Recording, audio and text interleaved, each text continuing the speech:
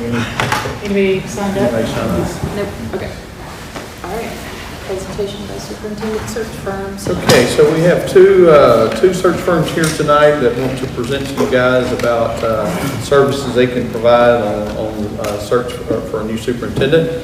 First we have TASB, Texas Association of School Board. Here they will be presenting first. Each group will be given 15 minutes, and then the next group will be Leon Akala with Matt Underwood here representing that law firm and that search firm, and so they will be given 15 minutes as well. And so I will bring TASB in, and they sorry, Darren, before we do that, yes. Maybe for those in the audience, can you just articulate the legal requirement of what we're required to, because there's some questions out there about, do we have to go to bid, is it 3 bids? Okay, all right, so since this is a professional service, you legally do not have to go out and get any type of proposal or anything like that. However, the board felt like it would be best to interview 2 different search firms to see which one would best fit the search that you guys would like to have, but it is not a requirement for us to go out for proposals. But y'all, as a board, felt like this was the best way to go about listening to 2 different firms to see which one would be the best fit for the search. So, yeah.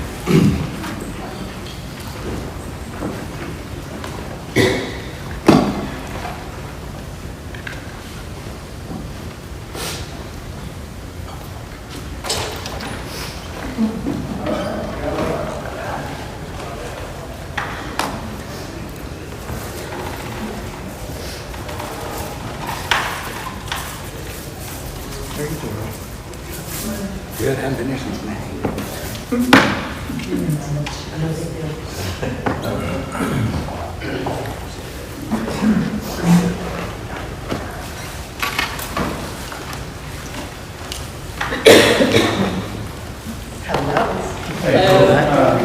We have Anthony right here.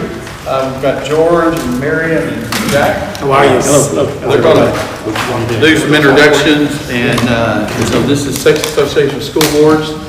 So they're going to pass out some handouts, and then they'll get started. So 10, I believe. So hi there. Hey, enjoy that. Laura, that's it.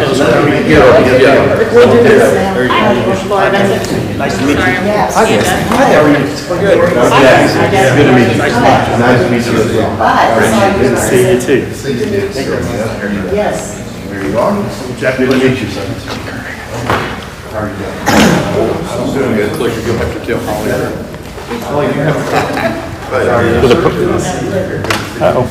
Then I'll get one of my team. Your people? They don't have a clicker. All right. So where is it? Holly. Oh, okay. Yeah, if you just point to her. Okay. She'll All right. All right. Well, good evening. I'm George Kazanis, and I'm with the Texas Association of School Boards. So pleased to be here this evening to visit with you about executive search services from us. And to my left is Dr. Marion Strauss, and this is Mr. Jack Dameron. And Jack is your field service representative for Region 13, and Marion is our senior consultant in ESS. So I'm going to let them introduce themselves real quickly, their backgrounds, and then I'll introduce my background. So Okay, Marion? I'm a retired superintendent, but I've been doing this for about 15 years now. So the last superintendency was in Wimberley, so, and I was in Somerville and a couple of others. So we're happy to be here. And I'm Jack Dameron. I am your field service representative and have been for the last 12 years for the Region 13 area. I cover other territories around the state as well. All of my prior experience was down in South Texas, deep South Texas in the Rio Grande Valley. I was a superintendent, before that high school principal, teacher, coach, worked at the service center twice, and my last gig before retiring through TRS was director of Region 1 Education Service Center. When we moved to the Central Hill Country about 12 years ago, I had the opportunity to join the TASB forces, and I've been out there doing the work, calling on superintendents primarily, and trying to provide all of the needs that TASB can provide to help districts operate with more efficiency and effectiveness. And we're glad to be with you this evening. Thank you so much for having me. Well, thanks, Jack. And as I said, I'm George, and I've been with TASB now a couple of years. Like my colleagues, I'm a former superintendent.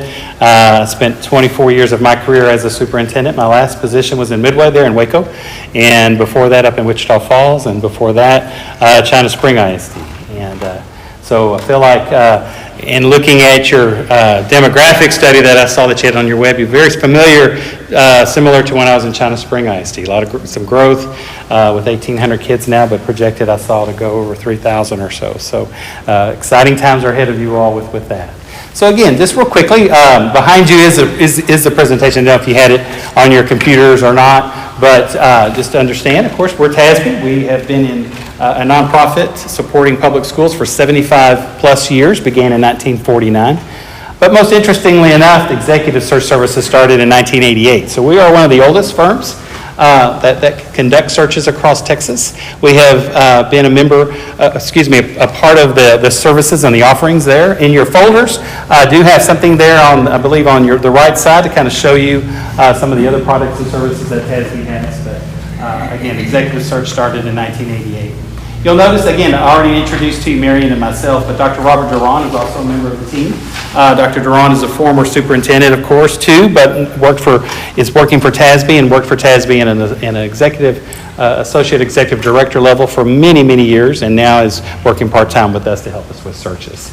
But the other thing on our slide there, if you'll go back one more for me, is just wanted to show you there you go, was just that network there, a field service team. And back in a little over a year ago in December of 2023, we formed and merged the divisions of executive search and field services. And so in doing so, that network of experienced folks work together. Now, of course, as Jack mentioned, his role supporting the superintendent in the district with TASB, but now the field service team all across Texas. Talks about, advertises, recruits, and helps us in our vetting and referencing for all candidates in executive search services. So I'm really glad to have them. The next slide just shows that team. Again, all of these are consultants, have over 30 plus years in public schools. They represent and work throughout all of the regions of Texas. Each one has a certain number of regions that they call upon and districts that they call upon. But one of the things that we have too that we're real proud of is we do have a dedicated program coordinator in the Austin office, Joy Rivera, and Joy will be available at all times to help to assist our candidates with the application and deadlines and questions that they may have along the way. But she's also there to help you. If I'm not able to answer your questions, or Marion or Jack, she's there as well. Just if there are any logistical type of questions, she's very good about maintaining our schedules and keeping up those deadlines. And so she is there to serve and to help us. Over 800 districts, if you'll go back one more, I'm sorry. 800 districts have been served. We're really getting closer to 900 of those or so. As I said, we're one of the longest and the oldest organizations that have conducted searches. We're proud of that, and so we're proud of getting close to that 1,000 school district mark in our history. Just also there in your folders, you'll see I went ahead and included a quote sheet to you. We're an all-inclusive fee, just so you understand that. We don't charge by the hour or charge for reimbursement for any type of travel that we may have. So we're here as long as it takes to get the job done and for your satisfaction, so please know that. Next slide. What we do, our focus, of course, is superintendents. We will help, we do have a community college division, for example, at TASB, and on occasion we've helped with community college presidents, but primarily 99% of our work is for superintendents. And of course our services are customized to your district. Yes, we have some recommendations, but if we are so chosen by you, we want to come back and visit with you and have what's called a planning meeting so we can hear from you and learn more about you and your district and some of your thoughts and ideas that you would want to see, make sure that are part of your search. So please understand that each district is unique, each district is different, and our search process will be different based on your input and what you would like to see in the search process for your next superintendent. I just want to assure you that. Now we do have some things like we want to make sure you understand we house all the applications. We're not burdening anyone in your district with that. We take care of all of the scheduling. We take care of all the phone calls, all of the referencing, all of the data collection, things of that nature. But other than that, we'll visit with you about some things that we will make sure are unique to your district. Next slide. So while we excel, one of the things we're proud of, though, is that 90% success rate of our superintendent retention for 3+ years. For 5+ years, we're well over 80% as well, so we're glad. This is certainly an ever-changing market that we have with superintendents and with public schools and public education. So many things, so many challenges that are ahead of our schools at the legislative level and in funding and things of that nature. But we're really proud that we, though, can work with you all to make sure we have a superintendent for a number of years for you. And we, as I mentioned to you, we do bring more experience than any of our probably others that have visited with you about search services than the rest. And please remember, we're dedicated to our members. Lago Vista ISD is a member of TASB, and this is, again, executive search was asked by members back in 1988 to help them conduct searches, and so we're very pleased to continue to do that. Next slide. Customizing your search. So every search in Texas is different, and priorities and the mission of each district is different, so we want to make sure we find the leader that best fits Lago Vista. And so that represents your goals and objectives and dreams, but also your values of your community. So we want to be sure we get to know you better and get to know your community better and get to know your staff better, your teachers and administrators as well as community members. And so that photo there is just of a recent search in Goldthwaite ISD. It's a little bit small, of course, smaller than you are, but a great, great superintendent and his wife, and they're thrilled to have him and appreciate their work there in that district to welcome him, and he's been doing a great job. And so, but they were unique too. Goldthwaite is a different district than Lago Vista will be. So, next slide. The search process. And as I mentioned to you, we do rely upon our extensive team of field service representatives. And so yes, Marianne, Jack, and myself will be your main points of contact. But my other field service team will be a part of your search too. There's more behind the scenes. They're more behind the scenes, for example, of advertising the job. We have our normal channels of advertising, but of course they talk. They're in the offices of every single superintendent. And we'll talk about it. We do a monthly newsletter, and in each of the different regions, the superintendents within those regions will receive those with the different openings. And so once we start looking at candidates, then they help us in terms of the vetting. They provide us great information that they've collected about candidates in terms of their districts, and help us along the way to help narrow that pool. Just know that every part of the process, though, is very intentional. Many years, as Marianne said, she's been doing this 15+ years, many more than I have, but very, very intentional and thoughtful along the way. These are some things that have worked.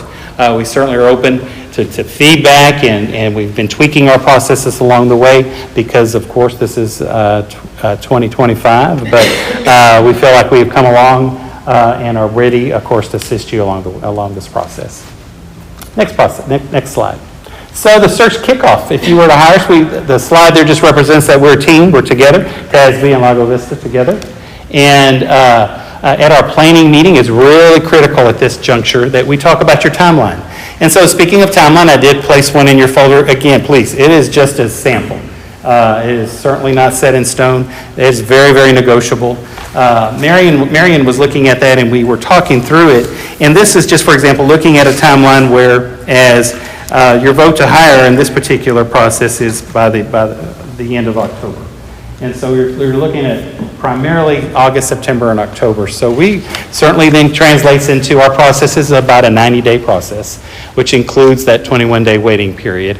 But generally 90 to 100 days are really required for a good, solid search so that we have the opportunity to post, we have the opportunity to advertise, the opportunity to recruit, and then you have ample time to review applications, go through interviews and things of that nature. We also want to get your commitments, make sure that all 7 of you can attend the meetings. It's very critical. All 7 of you are part of the process. All 7 of you are able to attend every single interview in every step of the way. We want to finalize with you some qualifications and characteristics. In the booklet there on the left-hand side of the folder, it's for you to keep, but it does outline our process. But in that booklet, we do have some of the characteristics and qualities that we find pretty common through our extensive work in the state.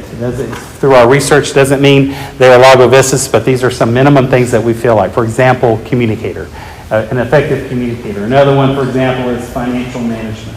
As I mentioned with the legislative session, not more than ever is it critical that your superintendent has a good understanding of financial management.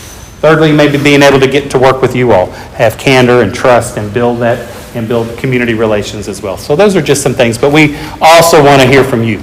We also want to know other things that are important so that we can address those in the applications. And then finally, we want to be a part of the community. So community involvement means talk with you about how you would like us to gather some community input. We work on behalf of you here at TASB on behalf of the board. So we conduct those type of town hall community meetings for you.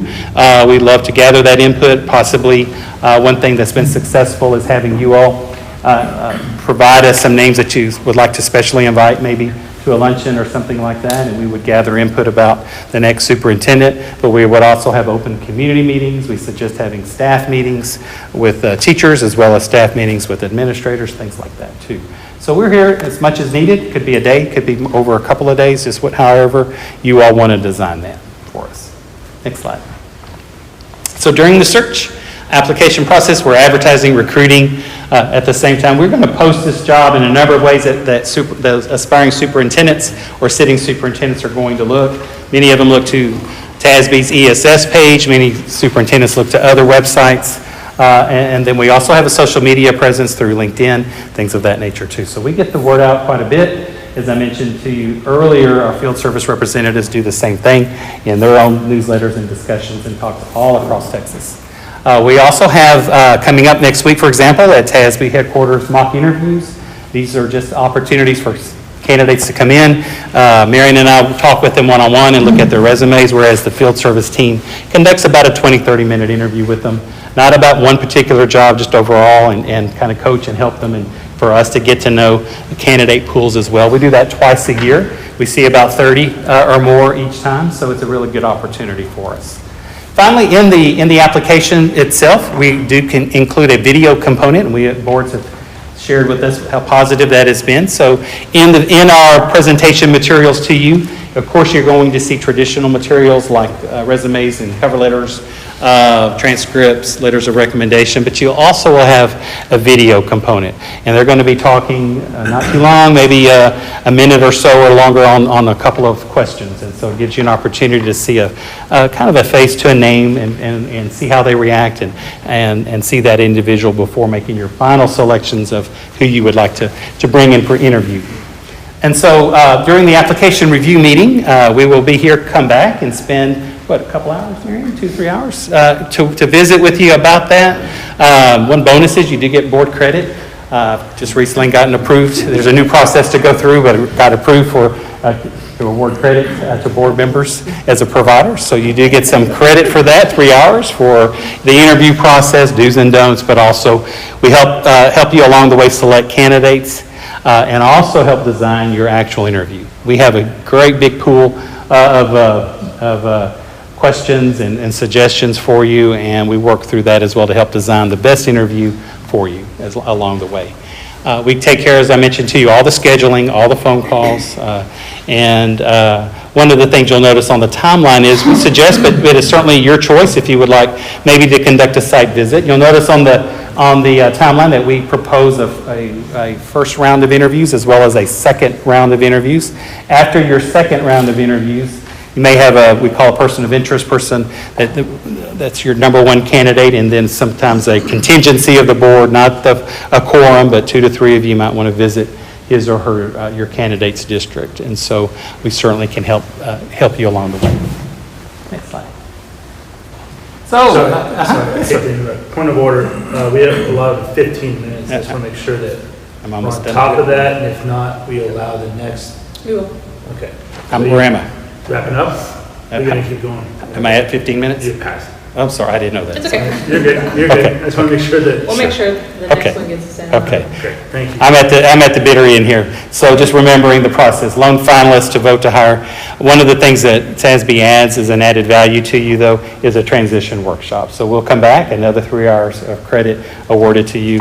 3 months, 4 months, 5 months, just depends on the superintendent and you all's schedule. So make sure things are going well and answer any questions and help along the way. Next slide. guarantee after 2 years. If your superintendent is not still sitting with you after 2 years, we will come back. We hope that never happens, but we will definitely come back and do that search and work with you to get the right candidate for you. Next slide, real quickly. And keep going on these. We will skip through videos that we have of some testimonials. Keep going. Will it keep going? Nope, keep going now. Hit it again. Keep going. The rest of it is just our contact information. You know, keep going. Keep hitting them. Hit the down arrow. So those are some search highlights. Those are also in the booklet that I provided to you as well. Searches that we have done. Just finally, on a personal note, as I mentioned to you, the experiences that I've had as a sitting superintendent, I feel like match really well to Lago Vista. Being in China Springs, I started with about 1,300 kids as superintendent, and when left, it was growing to 2,200. They're like at 3,000 now, as well as in Midway ISD with several different bond packages passed. It's very exciting. I know Mr. Webb's done a standing job for you, but it's very exciting to, of course, and attractive to candidates of where you are, and that you have so many great things in order and ready to go, and it's a wonderful opportunity. So questions? I'm just curious, what are you seeing as far as when we consider an average number of applicants per position? Average, I would say, is between 25 to 30. Okay. Some more, some less. It's really in like real estate almost, location matters. Location, some will be as many as 60. Some may be as many as few as 15 to 20. Just have to I think with where you're located in the Austin area, of course not far, I-35, I think this is going to attract a strong pool. How many superintendent searches is your team right now currently engaged in? Currently, again, it doesn't mean Marion and I are necessarily engaged in, but across the state, we have some that we're engaged with, but they're in the fall. They haven't kicked off just yet. The current ones we have begun. We haven't necessarily started Snook ISD in the Bryan College, a smaller district. In South Texas, La Pryor. And then in the fall, we'll have Laredo ISD in South Texas, and Jim Hogg. Jim Hogg, yeah, ISD. That's your team or the broader task? Broader TASB. But I'm the division director, so I'm going to be intricately involved in all types of searches, looking at those. But as I said, I had the field service team all throughout Texas to assign those to as well. And we do this full-time. Yes, And this so is my full-time job. We're not at a board meeting, we're on the phone talking to candidates or board members. So this is a 7-day-a-week Yeah. position that we do. But one of the advantages is that though, don't be discouraged by if we do have other openings, because each one is different, and each one is in a different part of the state, and each one carries different, I guess, advantages to them, or possibilities, and different types of pools of candidates for each position. And so that's what we like to do in our planning meeting, of course, is learn more about you, but then when our recruiting this is going to be a different recruitment, for example, than Snook. It's going to be a different recruitment than Laredo, that kind of thing too. So it's different candidate pools. One thing that wasn't included in the public presentation was your proposal of fees. Yes. So for the $11,000 fee as fixed, I know there's a board approval of travel stuff, I'm not worried about that, but for your services, $11,000 fixed from here until hire, Yes. here until no hire, like, As long as it takes. As long as it takes until you hire. So we could be Yes. working and then something bogged down or extended or this or that, we don't build. You might notice at the very bottom, you're not billed until that superintendent is in place. In place. And not just the loan finalist, but after the 21 day and the contract is signed and you have voted for the person. Plus, it includes that transition session where people from government. Board development and will ourselves come can in help and out. actually do your team of 8 training, and you'll get credit for that. So Marion, you have 15 years, correct? Mm-hmm. You have 24 years, is that correct? As a superintendent. What Yeah. about in the search? In the search, almost 2 now. 2 years? Yeah. And I've been 18 doing months. it for 15. Yeah. I had 32 years in education. And then your 3+ success rate is 90%. Your 5+ is 80%, is that correct? Yes. Okay. On the job 3 years. Y'all have been very fortunate, by the way. Congratulations. You have someone here The average is nowhere near as long as 3.2 still. Darren has been here. So that speaks volumes about you as a board and the community. That's a huge... Darren has a great board and a great community. He does. So that's a good segue to the next question. With regard to Lago Vista, how do you think it's perceived by superintendents or potential superintendents? I think they're going to be very excited about the opportunity. I think the opportunity for growth that you've said was on to us all your, with demographic studies to see that you have housing and growth coming in, which is new opportunities, but it wasn't overwhelming, your growth in terms of the numbers, in terms of a person that can come in and look at that, take where you are and be able to plan for the future. I think would be very attractive. It will be, and especially for those that have families, having their, a long time ago, before I went to Wimberley, I applied here. I don't even remember how long ago that was. But it's about where you want your kids to go to school too, and this is going to be a very attractive district for a lot of people. George, if I might add, both Marion and I have called on the Region 13 service area over the years, and I do believe that you will. That question was a great question. You're going to have some great applicants, and I do believe you'll have quite a pool from which to choose. There's going to be a lot of interest in this district. And again, the tenure that you have in your current superintendent and the job that he's done and the work that you have done jointly as a team of 8, I think speaks volumes. And this is a gorgeous area. It's a wonderful place. You're going to have a lot of very potential interest in this job, from my perspective. Thank you for that. And then the final one, can you give me a little bit more information about that 2-year guarantee that you communicated at the end? What does that look like? It looks like, again, it certainly would be a very unfortunate occurrence if the superintendent and you part ways with your superintendent, but then we would want to be back in. We would want to be in, visit with the board at the time, and start the search, work with you. No additional cost at all, but work with you to get the right person in place, to find out what happened as well too, and learn from that, and post again and go through a process with you to make sure you get someone. Okay. In my 15 years, I've had to repeat twice, and it was, we lead you, we don't tell you who to hire.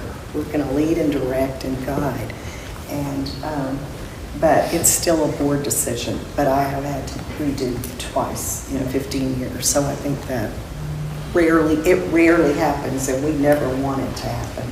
So we do our background information first to make sure, or to try to make sure that they're a good fit. After we get to know you all a little bit, we can kind of help with that. And we're going to bring you information about every candidate that we gather while the applications are open as people apply. And we lean on our field service, but also on our expertise and people that we know. We're not just going to check their references. We're going to check people that they don't have on their references that we know will know about their record. So. Thank you. And on a technical matter, she's talking about that, but we also included in the fee, I hate to say this, but it is a third-party background check. And so all your top candidates that you interview in the second round will go through a third party, which is your criminal background checks, your credit reports, bankruptcy, all of that, make sure all things are clean too. So and a social media. And a social media review. Okay? Any other questions? Thank y'all so much. Thank you for your Thank you time. so much. I appreciate it. I'm going to grab my flash drive and I'll get out of your way. We're going to go eat at the pier, at the Pete's. Is it? Yeah. I don't know, there were cars there. Thank you. Thank you. So good. Thank you so much. It's nice to meet you.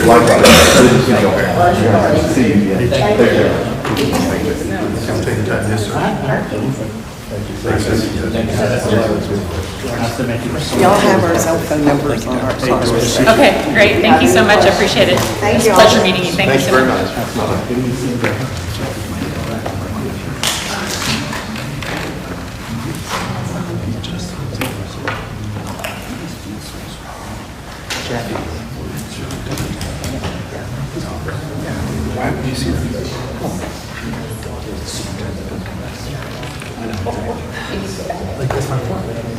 Yeah, no, it's administration. If they say, hey, we need to know whatever services, he doesn't see it. No. If we needed it. Got it. All right.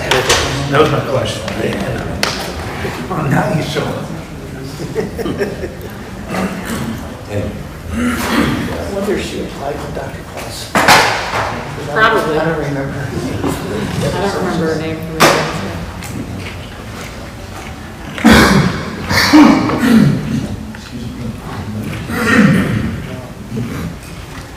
If you think that's going to take 15 minutes, what's about to happen? You better tell. Good luck. How long was that? He's going to get 30 minutes. 15 minutes. Madam President, 15 minutes is 15 minutes. Hey, I appreciate you doing that. I was not paying attention. Well, Jed, I didn't know. Hey, I'd like to introduce Hey, Jay. Matt Underwood. He is part of Leon and Colliff Law Firm, and so he is going to present to you guys about their search. Matt, you get 30 minutes, start to finish, with including questions. Yeah, I don't know what happened with that last group. 15 minutes and they went 30? What's the deal with that? Was that penetrating questions from David Scott? Yes, it was. Yes, sir. How are you? Doing well. How are you doing, Matt? I'm Matt. Good to meet you. And of course, we're always trying to sell something, so we're fly on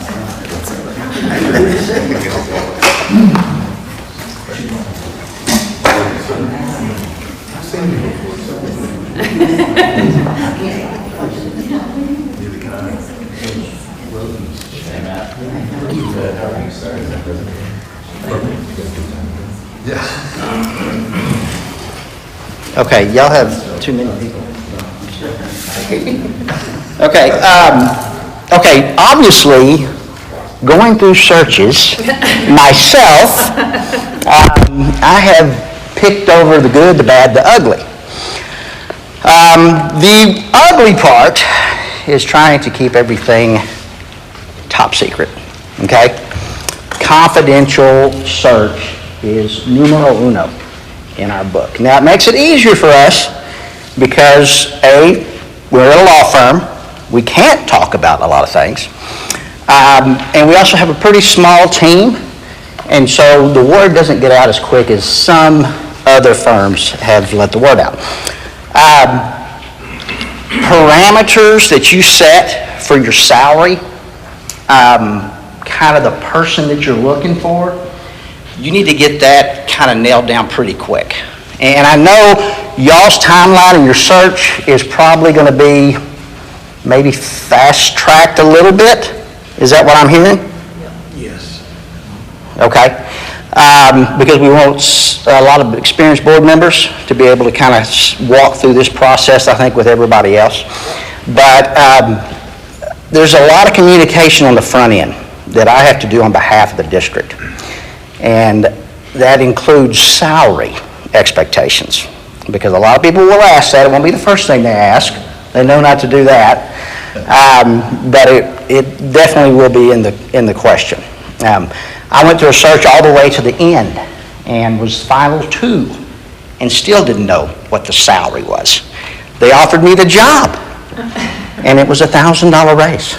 I wasn't moving my family for $1,000. So those conversations need to happen up front, and we'll work through that as a group. We do have some advantages over other firms. We are newly retired, so to speak, so we know a lot of people that are sitting in the seats of the places that you're going to actually want to interview these individuals. And we also obviously have a team of lawyers behind us, and so we're kind of a turnkey organization. They will come in and negotiate the contract after you decide on who your loan finalist is going to be. And that's pretty important too, because that keeps everything in-house and keeps everything confidential. But I can't stress enough the confidentiality of the process is the key to a successful superintendent search. And I mean, it's happened to me, it'll happen, but the Tarleton Police was running my license plate in Stephenville when I was interviewing there. And then I had to come back and tell Gerald that he needed to go to the superintendent search meeting. See, that was a horrible situation. Don't want to bring that up right now. But anyway, long story short, they do have some good things that they're coming out with now as far as videos. And if y'all are interested in that, the process that I would suggest is that you pick some people that you'd be interested in talking to, and then let me know, and I'll put that as their first round. They make a video, then we can sit down and go through the videos and kind of get a feel. I wouldn't have every candidate send a video, because you don't want to spend time on some of these. If you see on paper that you don't want to talk to them, you don't want to spend your time watching the video. So I think that was a good move that I saw from a search firm not long ago. But it's pretty much the same recipe with everybody. Just set a timeline, and if you want to go fast with it, then we're going to post it in a hurry. And then we'll work the back end of try to match what the community wants, what the board wants, and what the staff wants. Okay, that's kind of a three-pronged deal. So it'd be nice if the board would set some overriding goals, kind of what you're looking for, and then I can probe the community and the staff with some ideas that follow those goals. So y'all can all kind of be lockstep in what you're looking for. And I always laugh because I'm not going to pick on Darren, but when he was hired, they asked Henry. They said, "Well, what's different about Darren than Matt?" And she said, "Well, Darren's just not as flashy." And so, see, you get somebody like me that's flashy, and then you want somebody like Darren. So now the next guy is going to have to be flashy, probably, because you're going to work on that. That's the pendulum you got to go with. Sometimes you run into issues with academics, accountability, and then you want somebody that's a curriculum person. Or if you've got budget constraints, you want somebody that has some finance knowledge. But, or you have issues in the community, right? Passing bonds. You want somebody that works within the community, those kind of things. So it really depends on what you guys are looking for, that we set the parameters to try to walk the community and the staff in somewhat the same direction. Does that make sense? Yeah. Okay. Okay, yeah, like I said, there's in there. And this is just, like I said, we just do this together, let you look at it. Meeting one, if hired, we've kind of laid that out for you. And then, of course, obviously, we're going to go through and wash out the district and get all the information, enrollment, accountability, finances, fund balance. That'll be a big deal to look at. And then we'll post all of that as soon as you guys want us to. It doesn't take us long to scrub the district. Matter of fact, I already talked to Ms. Possock today about some of that. So, while in Rome, right, knock it out. But do y'all have any other questions? Usually it's a 6. You pick 6 to 8. First round, you know the drill. And then second round, you'll go 2 or 3 for the second interview, and then you'll pick a lone finalist. And it's kind of a similar situation that TASB does as far as how's that structured. Your second interview will be more of an informal meeting with the candidate and the candidate's spouse. So that's something to keep in mind. How many searches have you all performed? We've done a little over 30 because we only do it for our clients, but our clients are growing super fast. We picked up Round Rock in Georgetown the other day, and so our firm is really, really growing fast. So, but the key to us, and I was talking about this earlier, is we only do one search at a time. I think that's different. It's like how many has he done versus concurrently you do one at a time. We only do one at a time. Okay. That's right. Completed 30. We got in a bind one time because the board changed their mind about the timeline, and we did have a couple at one time going on, but we don't like to do that. We like to have one at a time because then you don't have cross applications. And you've got somebody that's looking at 3 or 4 jobs, you know he's trying to get out of his current situation. And obviously with a lot of clients that we have, we know what's happening behind the scenes. So that also helps scrub out some people that y'all would not want to bring to the table. And I foot through the deck, from a fee perspective, has that been included in here? $500 though. And that's turnkey, that includes contract negotiations and everything. Appreciate that, thanks, Matt. How many searches have you conducted? I have been on 5, I guess now, pretty new. But we, On the giving end, how about the receiving end? ooh. Yeah, I've been through a few. That's fair, that's all we need. I'm gonna leave some of those districts unspoken, let's say. But you've been through that, to his point. Oh, You've been through absolutely. that, so- That's what I said. I've seen good searches and I've seen bad searches. So I assume that you have faith in Leanne Alcala's Absolutely. program is. Yeah. Sarah, I mean, I've always said this jokingly, but if she can keep me out of trouble, she can keep anybody out of trouble. She did a good job. And do you have any data with regards to your success rate for 3 to 5 years, 2 to 3 years? We did have one superintendent turnover in 9 months. But that was right when I was joining the firm, and all I was really doing was background checking, and I did not background check that applicant. We kind of do an East Texas, West Texas split. I know most of the schools in West Texas, and my partner is just retired from East Texas school. So she has a pretty good hold of Region 4 and 6 in that direction. So that's kind of how we cross-reference. So no data for the success rate, is that correct? No, like I said, that's the only one that I know of since I've been on. That's kind of stubbed their toe. And then how many years do you have with the firm? You mean as far as this capacity? Correct. Yeah, I've been in this capacity for 3 years. 3 years. And then how many applicants are you seeing average come in for any given search? This is going to be, I think you're going to have a lot more for this search. I'm pretty sure that this is going to be a nice shiny penny for a lot of people. It's a great school district, great location. I would think maybe we'd have up to 40 for this type of search. The last search I did, I think we only had like 25, but it was a smaller district.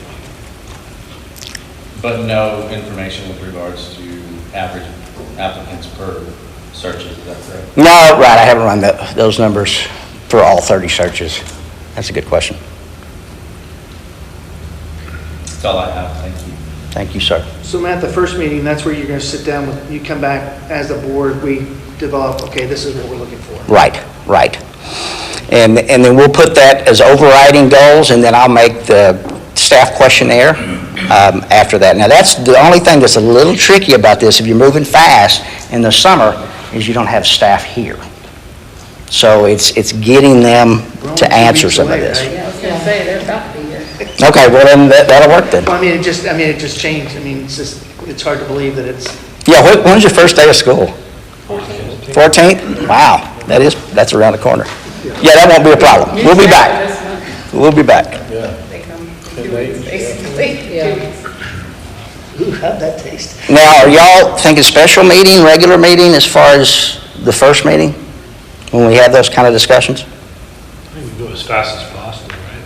So It'd probably be special. Yeah, and I think it could be special, just due to the fact of the accelerated timeline. I mean, we're not hesitating that if we need to have a special meeting, I think we've talked about, Okay. we'll do it. Yeah, I'd say that's what I would suggest, if you can pull that off with summer schedules. Sometimes it's hard. So would you be overseeing the search? Yes. The next regular meeting, 11th of August. Hey, Matt, could you push your folder back a little bit? The microphone is on that. Oh.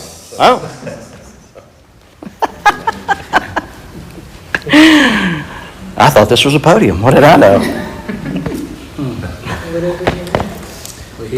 Any thoughts, questions? Well, and like I said, at the end of the day, here's my big sales pitch to you. It's a lot of work for $6,500, I'll be honest, but I don't think anybody's going to care more about this district than I do. And I want to make sure that whoever follows this guy's footsteps is as good as this guy. So I've got definitely some stake in the game. Appreciate that. Thanks, Matt. Okay, any other questions, thoughts? First I've ever seen you talk. Well, I was trying to get through it. Do you remember the time that they were sitting there, we were talking about leaving the budget item for the superintendent search? Do y'all remember that? I remember, yeah. Yeah, Henry's like, well, I think we just leave that open. She was ready for me to leave long before I left. We were making sure.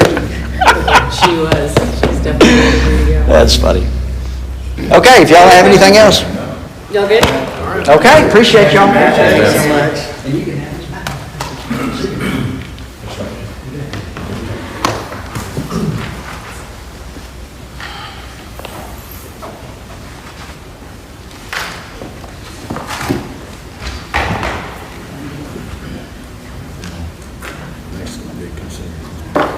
Yeah. We were chatting about that.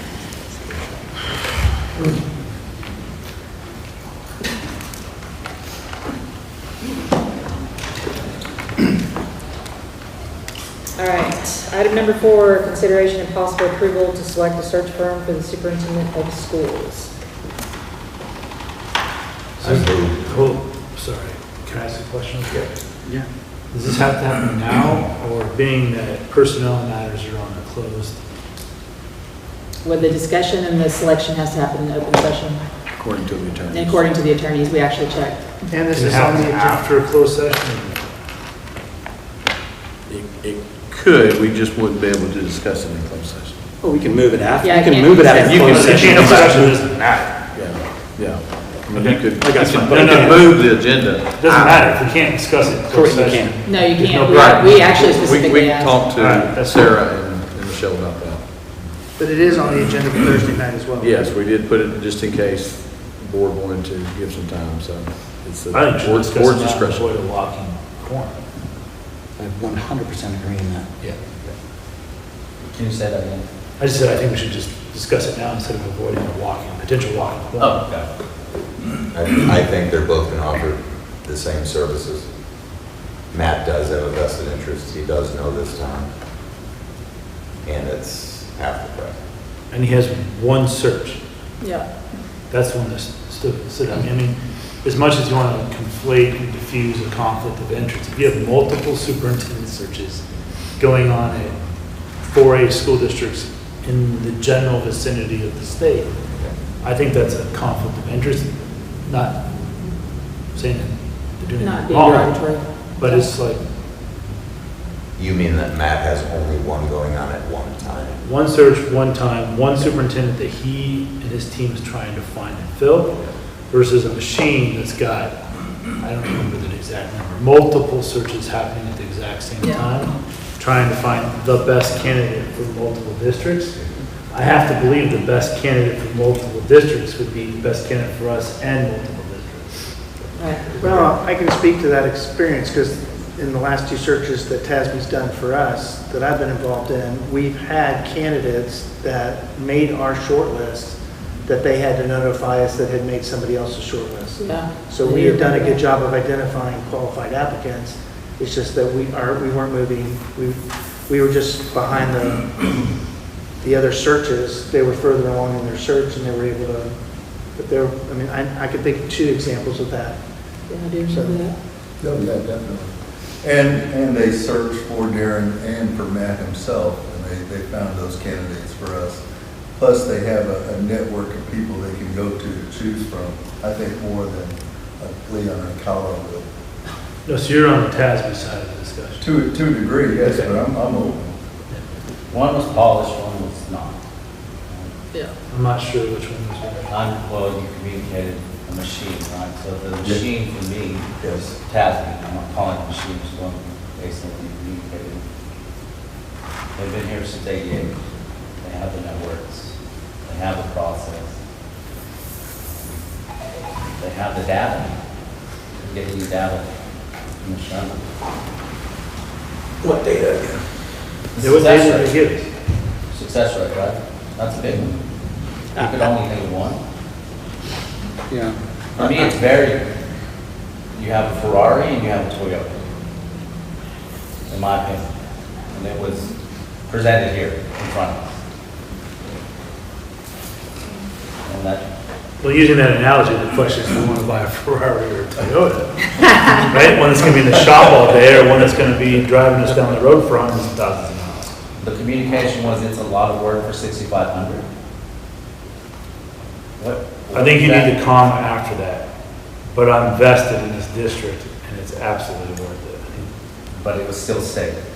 No, you can't Yeah, quote half of the sentence, you have to quote the whole sentence. I would have just said I have a vested interest. Why add money to it? I think he spent a lot of time. The problem is that you've never met him before and don't know him. So he spent a lot of time out in this district, worked here for 1,000 years, and went through the bond process and stuff. So it's a certain familiarity, So which is either- probably what you were picking up on. I Yeah, and personally, so either he thinks he has it and didn't bring his A game. that's absolutely not the impression I And got. this is where this is my opinion. Yeah. right? Or he just doesn't have it. What I'm communicating is we have a machine that does have it. They were able to provide, they were able to articulate, they were able to provide a lot more data than what Mr. Underwood. So once again, in my opinion, you have two levels. He's only been working for them for 3 years. Casby's been going forever. She's been 15 years. To me, it's night and day. No, I see your point. I disagree, but I see your point. Understood. I like the fact that it's one person. I particularly like the fact that he's vested in this community and has a certain relationship with even some teachers and administrators that we have, plus people in the community, and it'll make it an easier. I don't see a machine being able to relate as well to some of our community members that would want to give input versus Matt, who's got a little bit more laid back. I just like. Approach to it. I just like the network ability that he had, that TASB has. There are contacts all throughout the state, right, through TASB. Well, they have to be. I mean, they got 1,037 school districts under Yeah. contract right now. Yeah. I mean, I look at it a little bit differently. I look at it more as, I like the boutique. I like the people who behind the scenes know the legal aspects of what we're doing. And I don't need to know. I look at it, if you've got a free service because your superintendent didn't last 2 years, something was wrong with your search. You didn't vet him properly. I think TASB has an all-encompassing group of services that are fantastic. But when it comes to asking really difficult questions about what's going to go on and who I see, I mean, I don't have any problem calling up him and just going, do better, or do this. That's not what we're looking for. And I think the vested interest in knowing him since 2010, I mean, he's going to put it on Texas ISD, which I go there regularly. He's going to put it on the Tassel website, and then they're one of the fastest growing law firms in the state of Texas. Having it from a legal standpoint, knowing what's going on behind the scenes and who their clients are, that's fine. Yeah. But I think we're going to get a better idea personally, rather than, pardon my reiterating, the machine. Yeah. I want boutique. I want somebody who's going to be specially invested in Lago Vista, not trying to find multiple different candidates to fit around a square peg and a round hole and hope it works. So I think, that's my opinion. I think we all know we're on tight time. Very tight. So Well, I'm sorry. we're on tight time. Got it. So this might be one of those rare topics where the board is potentially split. That said, are we committed to trying to get to a resolution tonight? We can table it until. I actually don't think we should table. I just want to make sure we're aligned in debating this a bit. We do have a full agenda tonight. I mean, Can we can- call- So I'll just do this real quick. I move that we hire Leon Alcala and Matt Underwood to execute our superintendent search. That's it. So you have a motion and a second on the floor, then we can debate and vote. Kevin made the motion, Rich Early seconded. So I wasn't trying to, I just want to get the debate Oh, no. formally. And I agree, I think we need that. Yeah. We are at timetable, I agree 100%. At the end of the day, we all have differences, right? And that's what we're here. Yeah. Good. And I've communicated and stated my opinion, right? To me, it's very black and white, night and day. I saw here, and then I saw here. And I'm not being disrespectful, I'm just communicating what I saw. And at the end of the day, this board has not been about, to your point, it has been about going to TA, going by board, going through TASB. So to me, we're sort of going a different direction in the biggest decision that we have to make. And I'd rather have experience, knowledge, network, data to make that decision. If they can all get the same data Okay. about anybody in background search. But one communicated data, the other one couldn't. Well, they say background search, they didn't say the word data. But I asked questions with regards to success rate. I asked questions with regards to applications. One was able to communicate, here's the numbers, the other one was not. So to be fair, Recall on one that. gave you a number, we haven't validated whether that number's true or not. Well, Like, obviously, and then, but they were able to provide that number. So the last 2 times we went through this process with TASB, that number never, that was not something that I recall being brought up. I don't recall in the last 2 times we did it 10 years ago, right? 10, 19, 12 years ago. Feels sooner. Good gracious. So when we did it then, that was not something there. The first search, I know there were over 40 applicants. I think there was a little bit less than that the last time we did this. I think that's the number that I have in my mind. It comes down to the quality of the applicants. And I mean, that's really the thing is that we've had people come in here before and say, hey, we're just going to help you. We're just going to give you the 5 that you need to interview. And that we didn't hire them because we're not going to use somebody else's judgment. And that's the same way I feel here. As long as we get qualified applicants, I mean, I'm curious if, I mean, I understand the timeline that we're trying to shoot for, and it looks doable. I mean, looking at these things, I mean, it gets busy. And we're all going to have to look at our calendars to make sure that we can do it. But the most important meeting to me is that first meeting where we set what we're looking for. And that, you know, Matt's first concern was that, hey, we're not going to have the teachers here. Crud, by the time we turn around, the teachers are back. We can get their input. And then it's the same with the community. We've got to go out and get, that has to happen because if we make this search independent of those things, then I think we're making a bad mistake. We have to get community buy-in. And we have to get staff. We have to figure out what they think is important to us. So that's the only, that's I like how that was brought up, about staff. Yeah, I don't remember us doing, it's optional, community involvement with TASB. I don't remember us They- doing the community, one of the times we did not. It was either when we were placing calls or Matt. It was Matt, because I remember sitting Yeah, we just And pulled the admin and the teachers. at Viking Hall and. On their report, it shows it too, it's optional. But I think at the end of the day, what everyone's communicated here is it can be tailored for whatever we want. Right? This is just a sample of what it is, and I keep hearing it's the same thing. It doesn't matter. It's the same process. The exact same process. Yeah. I think we're going to get whatever we want. Right? It's just who are we going to go with? I think it's going to, yeah, I'm hopeful that with the quality of Lago Vista ISD, that we're going to get a lot of people that want to be here. And I think you guys, some of you guys are going to be surprised at the level. I mean, the last time we did this, we had a 5A superintendent No.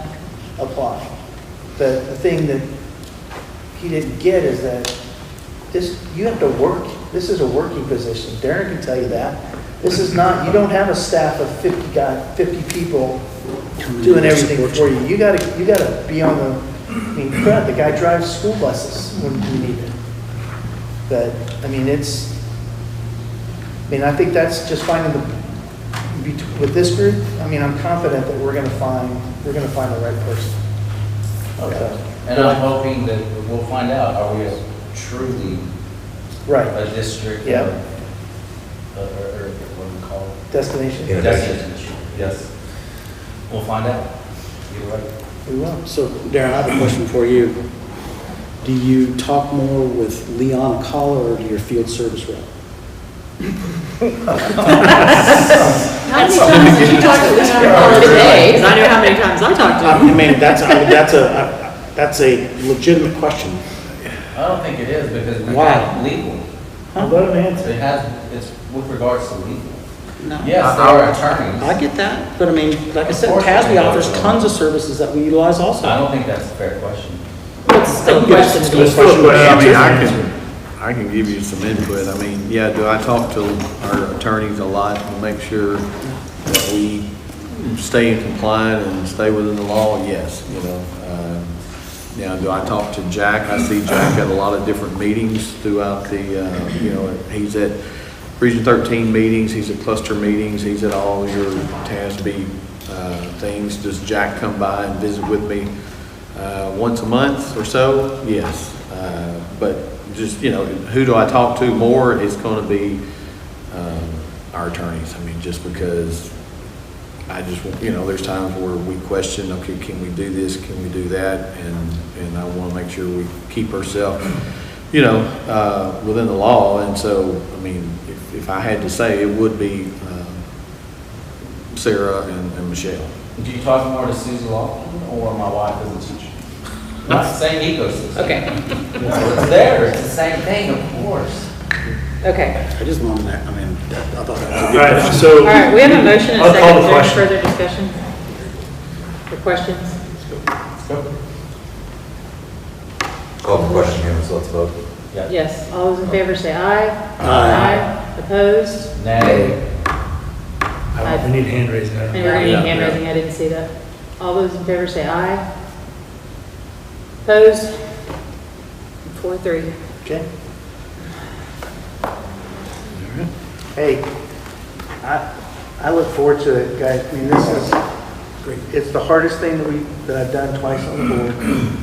But when you get it right, like I think we have twice, it's really rewarding.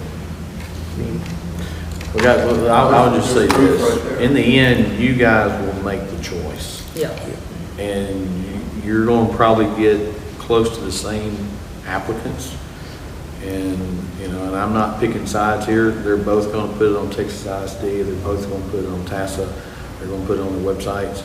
You're going to get probably close to the same number of applicants. But in the end, you 7 will be the ones that will make the decision based on input from the staff and the community of what personality that this district needs moving forward.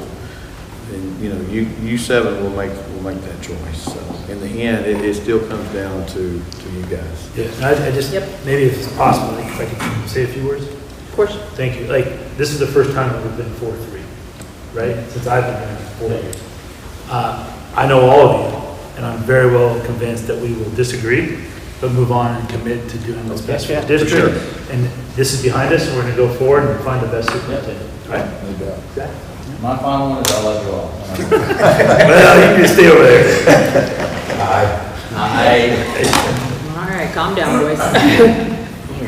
2025 Intermediate Campus Project Update. Okay, so you should receive that today. I wanted to kind of see what they had taken care of on Friday and Saturday. Of course, as you can see, the overall summary, the interior campus, the shell of the intermediate school, they are actually a couple of days ahead of schedule. The modular building is tracking about a week behind because of the rain that happened.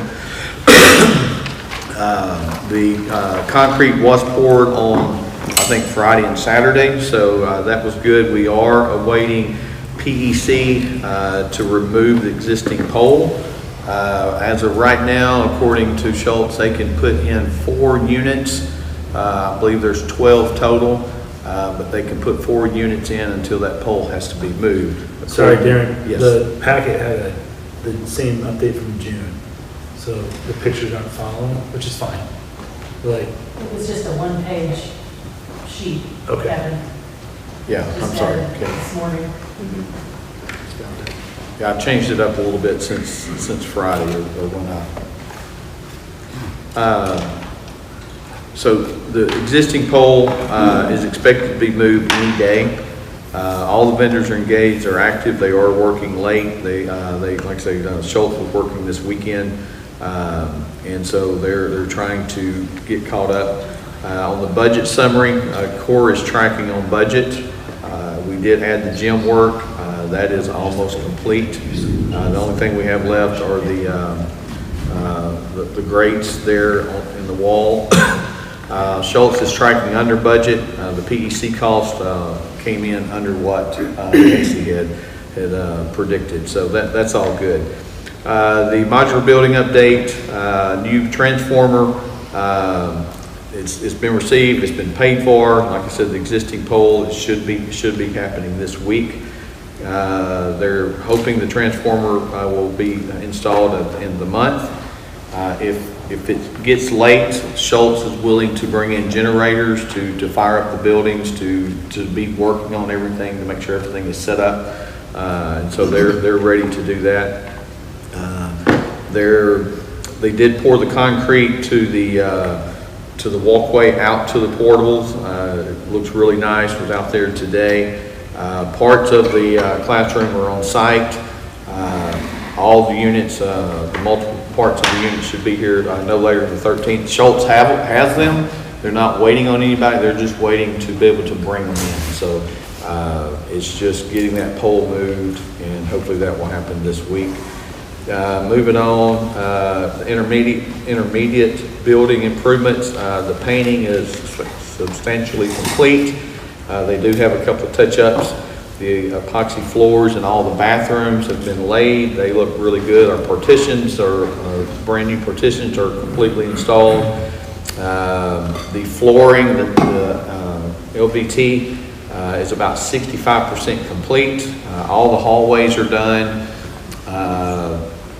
All the classrooms on one hallway are complete except for two. All the offices are done, and now they're just needing to finish the other hallway classrooms, and that will be done. And those are the non-wax ones. Right. That's great. Tack strip, where the teachers can hang kids' work on, that will be installed next week. The gym painting, here again, just a few minor touch-ups. And then the final completion is still tracking for 7/29, and it will probably be a few days earlier than that. Matter of fact, we're hoping by this week, Adam will be able to start moving existing furniture back into the classrooms. And then, as you can see, all the new furniture that we've ordered is scheduled to be here on the 21st, with the installation beginning on the 23rd of July. And so, we knew it was going to be a tight timeline, but everything is working. Installation of the displays scheduled for the 28th. And then, of course, security cameras and everything will be, as soon as the modular gets electricity to it, all that will be incorporated into the new buildings. And of course, the fire alarm connectivity will be late July as those units are being installed. Is that being done by a contractor, the internet, security cameras, PAs, that's all? Yes, that's being done through Synergy. So that's part of their contract to do that? Yes. And is our staff having to be involved in that?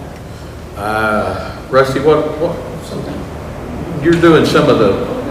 Just that, like an answer. Crazy.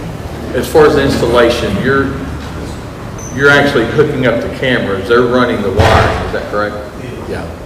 So we are doing some of the work, and then we've got the fire. We've got the fire company coming in to hook up everything. But as far as the renovation update, with the weather coming in a couple of weeks ago, that kind of slowed us down a little bit. We are having to replace a water line. It's an old water line from years ago, and it keeps breaking. So Schultz they are going to actually replace the water line for us, so we don't keep getting leaks. They had a leak Friday night when they were trying to get things ready. They called me, I don't know, at 5:30, 6 o'clock, since we got a water leak, and it was going to the water towers, which it had to be fixed. And so Adam came up late that evening, and Schultz and them fixed it that night. And so they're going to dig out and replace the whole line. just to make sure that they're not a problem. So that's going to hold us back a couple of days, but they should be okay. So that's all I've got. Any questions? How do you think this new construction company's doing? They're good. Talking about Core or Schultz? Or They're solid. I mean, they're doing a good job. and you got all this feedback from Sledge? Okay, just making sure that. Yes. You know, Casey's doing all the legwork on this. He's just sending it to me. So. Okay. Yeah. And we actually are meeting once a week with Sledge to cover everything. So. Discussion of personal communication device storage. Okay, so, you know, we got House Bill 1481 that was passed, and basically it's a policy, we have to create a policy prohibiting a student from using a personal communication device while on school property during the school day. So that's kind of the overall wording of 1480, House Bill 1481. I'm going to try to talk loud because I think y'all are maybe having a hard time hearing me. We have met with the principals on a few occasions about this, and so we would like to kind of get your input, your thoughts. We have looked at, you know, how do we want to handle this situation? A few schools in the state before this even came out have gone to locking bags through magnets.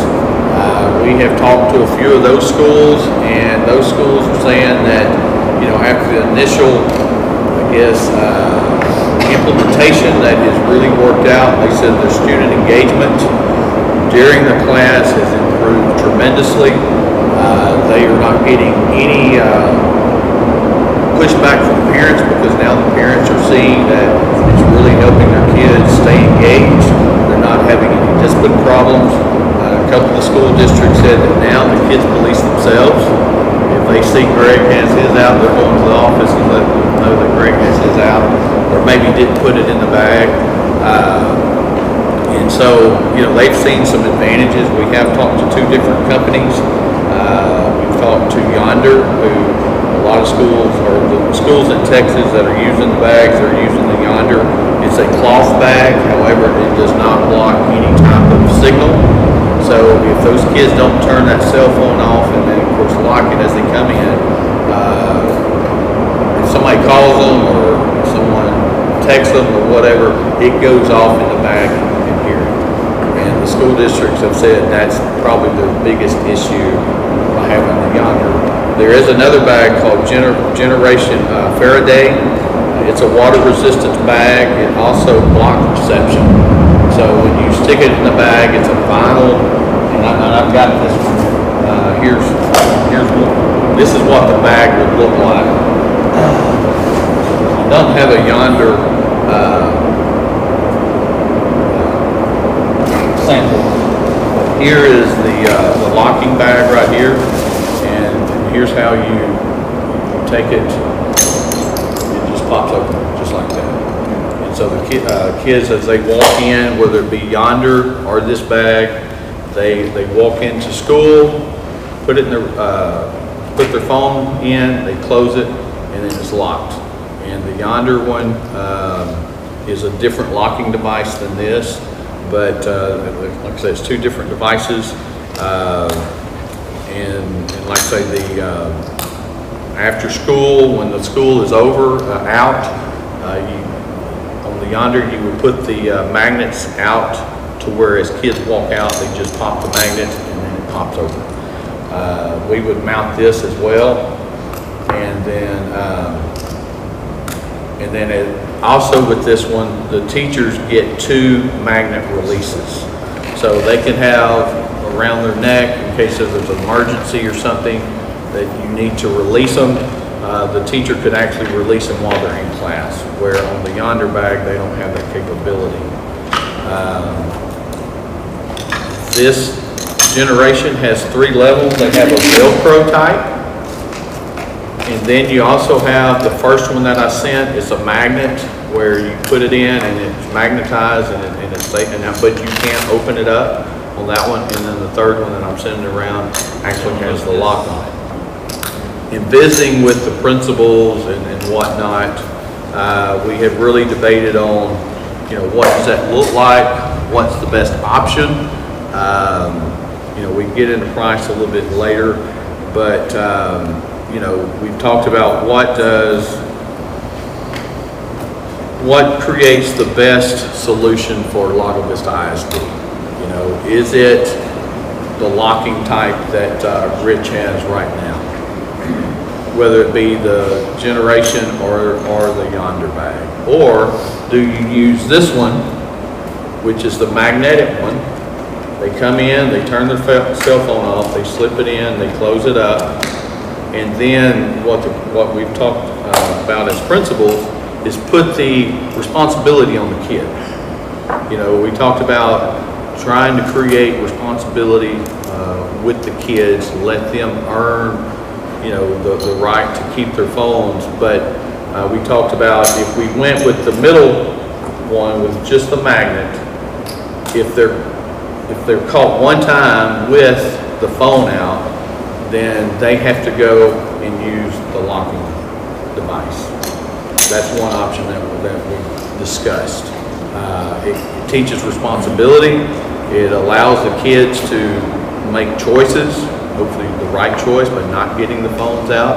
But if they're caught with their phone out, then they would go to the locking device for the rest of the semester or for the rest of the year. That'd be something we would have to look at. And so we would put the responsibility on the kid not to bring this out. Could they get away with it? Yes. But if they're caught, then we would go to the locking device. With these, the parent will not know where the kid's at in the school because they will not be able to it will be blocked. And so, Susie, or I'll let y'all explain more, but something maybe I forgot to add. So it's not just phones, it's any personal communication device, which would include, you've seen the new Meta glasses that have come out, smart watches. That's one of the reasons we started looking at the signal blocking bags, that once the phone is in that bag, this is just a watch at this point. So we're not also having to police, accessories. So sorry, that's not true. Yeah. Because my phone has cell phone reception if my phone's not next to me. So But I mean, if it's blocked? No, like Some of them have a separate, so you would have, if they have a separate plan. Oh, if you have a yeah. separate. So like if my phone, RFU. if I turn this off and you called my phone, my watch would ring. Yeah, Gotcha. I mean, obviously, we'd have to deal with those situations, but generally speaking, most kids have them sync to their phone. We tested it with his phone. So that's part of the mandate, right? Any electronic device. Any personal device. communication, which would include a person. No, but she's saying that you wouldn't put the watch in. No, what I'm saying is the watch would be in the bag. No, she's saying it's not. Well, I mean, For the people that don't have a separate plan for their. there would be no No, need, no, there would be no no. need for it if Right. they don't have a separate. If they don't have a plan. separate plan, They don't have a separate wouldn't be a plan. need to put. No, I'm saying if Yeah. they do. They do, it would need to go in the It goes in the bag, bag. correct. Their Yeah. watch, somebody's gonna see them on their watch. I mean, right now, we're doing the honor system, right? I wasn't aware, we're just gonna assume Yeah, they right don't now have their it's- phones out. If we see them, then we're gonna back them. Yeah, so They're not gonna come into the classroom and hand their phones over. No, they're gonna put them in. But what if they're in their backpack or something like that? Are we gonna, when they walk in, are we gonna say, I need your phone? Whether it's in they're your gonna backpack have or them not? put it in the bag and put it away. Okay. That seemed like when you were saying the honor system, that you were saying, Okay, well, I mean, we either go all in and say we're not doing it, or we start that, because that's. If the idea is they're not supposed to Then have you're their still phone policing. all day, why wouldn't you go with the cheaper bag that has their name on it? When they come in, they put the phone in, and it goes in the office with everybody, and you grab them on your way out. Oh, we wouldn't want to collect 650 phones in the morning. I don't want to anyway. I'm not speaking for They're just Amanda, gonna but- open that bag then, so just lock it. Say that again? I I'm said sorry. they're just gonna open the bag. right, and if they get caught, and yeah, I know, I mean, they can go in the bathroom, I get that, but if they get caught with the phone out at any point during the school day, then the principal will bring them in, and then they will take this bag up, and then they will be given I this guess, bag. what's the administration's design?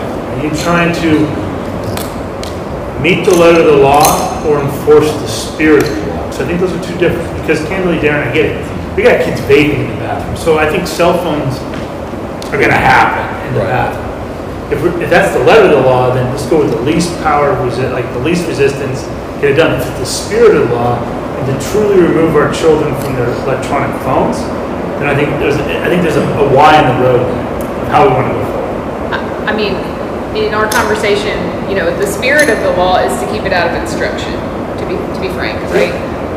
And I think, part of the thought, at least between the comparison two bags that we looked at, is that if it's not signal blocking, like the thought that they're really going to turn it off, and if I have my phone in a locked bag that I feel buzzing and hear dinging all day long, the anxiety that attaches to that for a student is more distracting, because now I know it's pinged 8 times in the last 30 minutes, but I can't get to it, right? And so we really thought between the two, looking at the signal blocking such that during instruction, we tested it, when it's in that bag, it does not work. And so, that was really the first thought, I'll say this, when we first started talking about this, we were totally about lock it up, be done with it. But as we started thinking about, in case, there was some type of emergency and the kids needed to get their phones out, then this would be easier to get out quicker. Now, with this, like I say, the teachers could have 2 unlocking devices that they could pass them out in case there wasn't an emergency of some type and those kids needed to get their phones out, then the teachers could be able to pop them open rather quickly, And, and the other thing is, in case of emergency, or the parents going to want to know where their kids are at. Because with this, we may not be able to get them open as quick, because then this one right here. I mean, I get it, but can we be candid with ourselves? If there's an emergency, I couldn't make a phone call in the parking lot. We do not have we do not have cell phone reception in this district. So let's just be clear. There's an emergency, and there will be someday. People will not be able to call anybody. Cell reception, especially with daylight today, is 0 in this district. That's true. Some of our discussion too is though, what is our role in this with students, right? Like, is it to enforce the letter of this law, or is it to prepare them to self-manage, right? And so, because our seniors in a matter of months are going to be on their own, we've talked about kids getting jobs where they're not allowed to have their phone, they're going to have to learn how to do this, right? And so that's, and honestly, I can argue either way. And we have argued both ways, right? The thought is, what does the most to protect instruction, grow student responsibility, and have an option to, if they're just unable to self-manage, that we have a plan in place for them. So what's the liability on the school if they get caught? Right? Meaning, this is a mandate, this is a law that comes from the state of Texas. So what is the punishment? Well, that's on us to determine. Or the school, if they are caught with. He said it could go a lot of different ways. It could, the first offense, it would be phone taken up. So that's student. Right. Yeah, there's no purposefully, this was not a law that makes it illegal for a student to bring a school. It was a phone to school. It was a law to require schools to adopt and enforce a policy. Okay. Does that make sense? No, it doesn't. It goes a lot into what I'm asking. You're saying, what's our role? Right? Yeah, our role is to do that. Our role is to adopt and enforce a policy that prohibits the use of student devices during the school day on school grounds. So on school grounds, after and before school. I heard you say, yes, one could be to enforce, and one could be to teach responsibility. Right? I think there's 2 different Well, yeah. Either you lock it up forever, and that's it, or you allow them to be responsible, and we teach them as a school to be responsible. You're able to have it without it being locked. If you get caught, then you lock it. Right. The point is, if there's no discipline, then we can have that conversation. Because if there's liability with the school, if a kid gets caught and then we get fined thousands of dollars, no longer can we think about, is this about educating? Yeah. There's nothing in the bill other than that we're required to do it. Yeah. So the law states we have to adopt a policy that addresses this specific statute. Right. Yes, and we have There's nothing to. in there that says that if we pass a statute, we pass a policy, and we don't enforce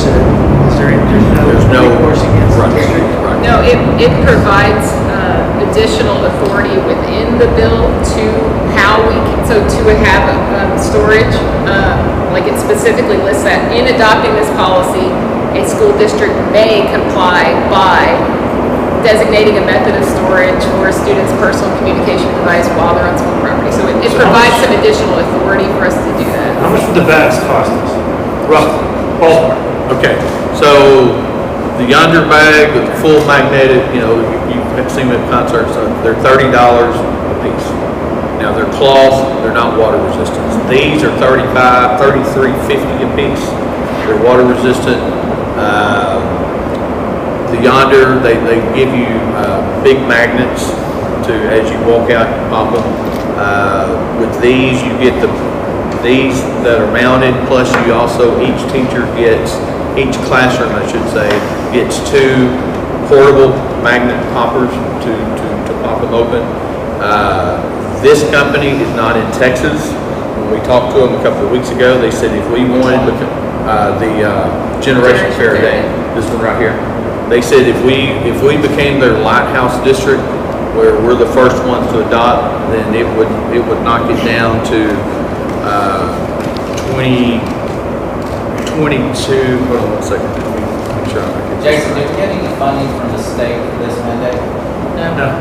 So we have Title IV funds so we have Title IV funds that can be used for this. I will say that Title IV funds for the 25-26 school year are frozen right now.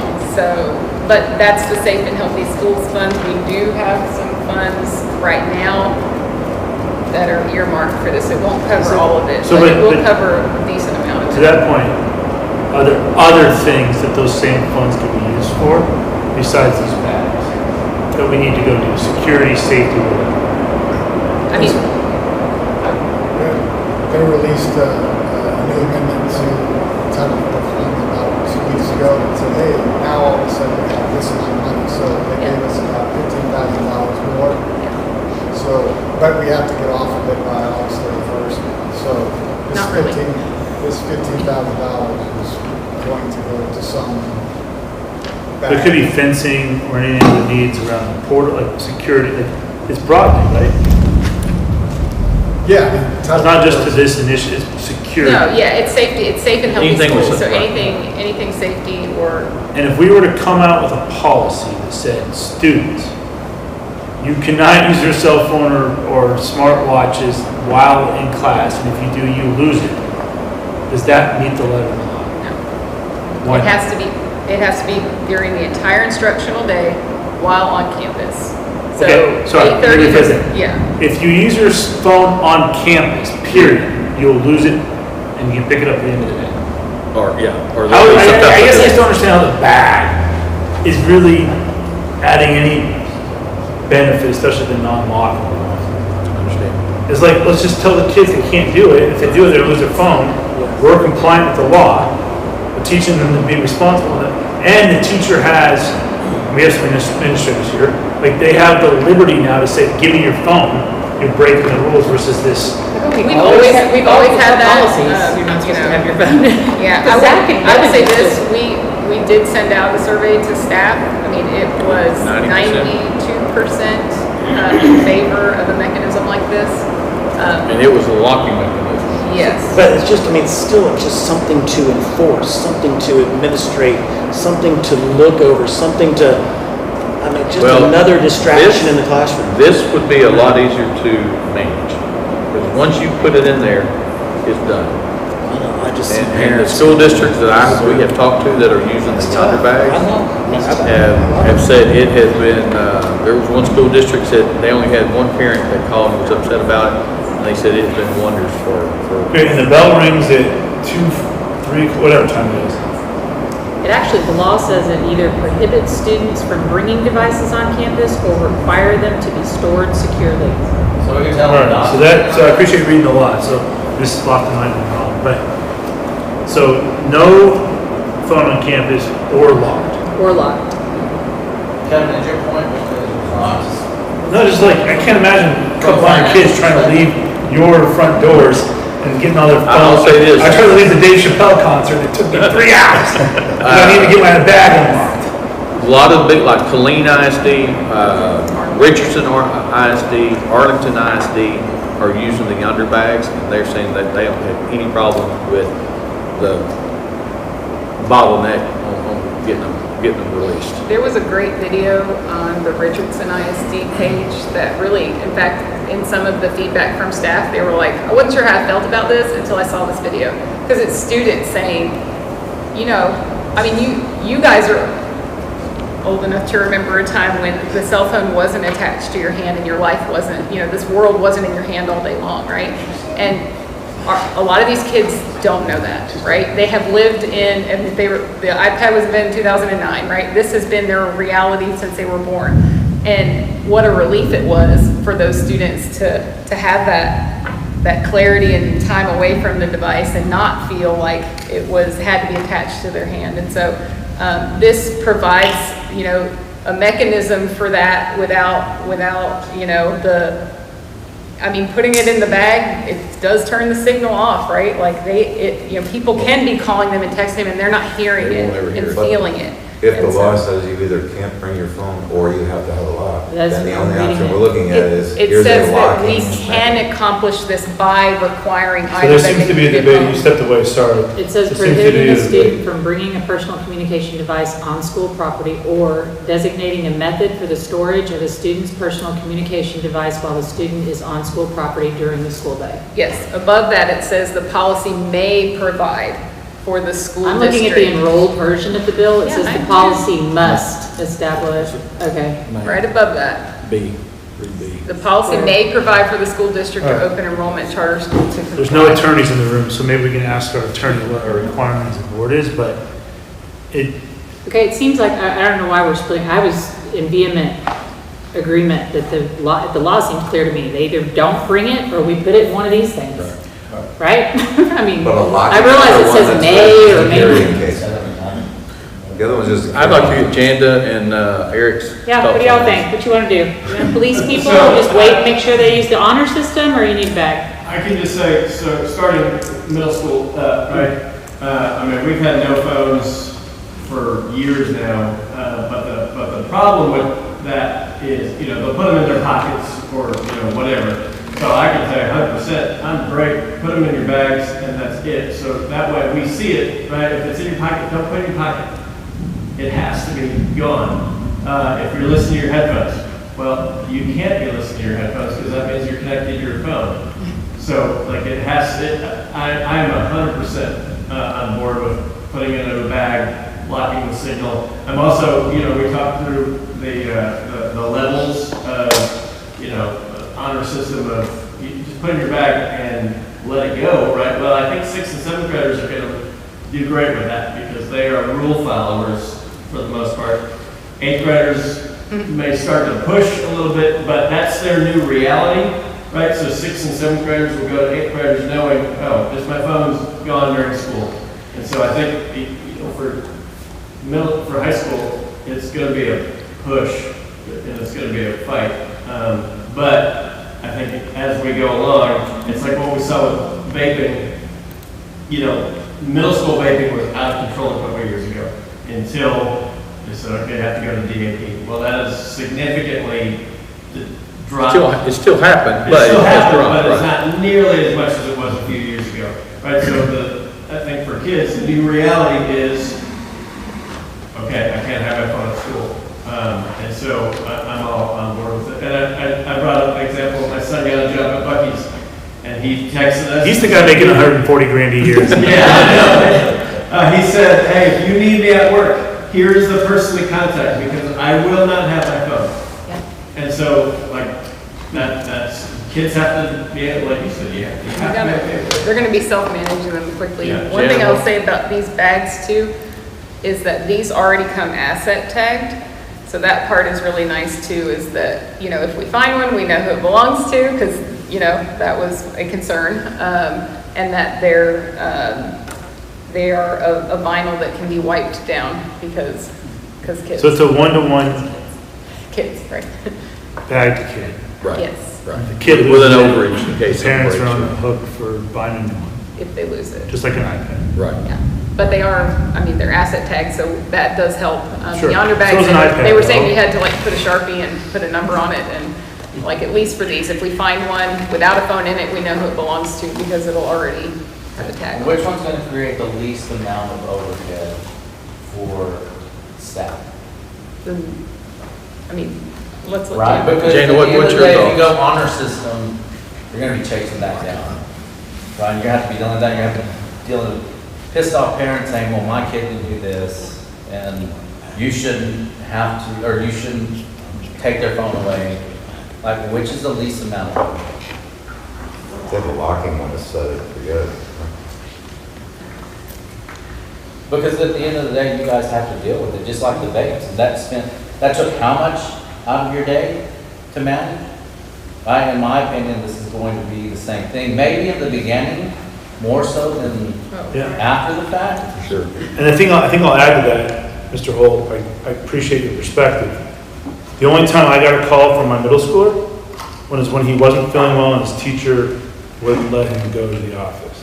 Whatever, 3 sides to every story. I'm sure he could have gone if he really wanted. So I think we need to be we need to be ready for the excess capacity of kids needing to contact their parents in the office, and being open to kids needing to call their parents and leaving class, and your office administration like there's a downstream impact that happens from kids not having their phone and being able to say, hey, I'm about ready to throw up, Mom, come get me.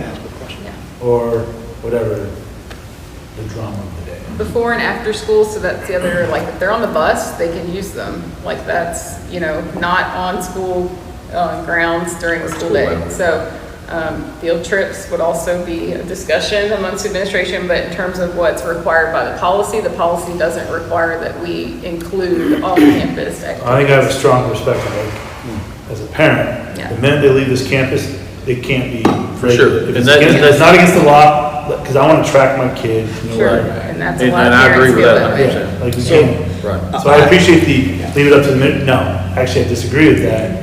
Kids have to be able to have access to their phones outside of school. I mean, like athletic events, Yeah. once they leave to go on a tournament, Yeah. they pop them open and they've got them. They hit for whatever, reason. 1431, come get me, Mom, Right. at school, 'cause I'm 30 minutes away. So I have a question I gotta ask. I mean, Russell, this is to you. I mean, we're a iOS environment. I mean, my son turns off his phone and texts me from camp. From an From a Mac. iPad, from his iPad or So, Mac? I mean, how do we prevent them from doing that? We don't have the text messaging app on the iPad. Okay, perfect. Yeah. I've got a question for you. How do you think this is going to improve the network capacity? I mean, how much of a drain is our 670 cell phones on a lot, right? Yes, it will improve it substantially.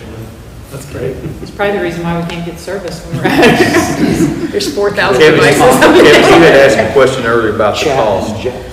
The yonder bag is $30 per bag, and they were gonna give us like a 10 or 15% discount.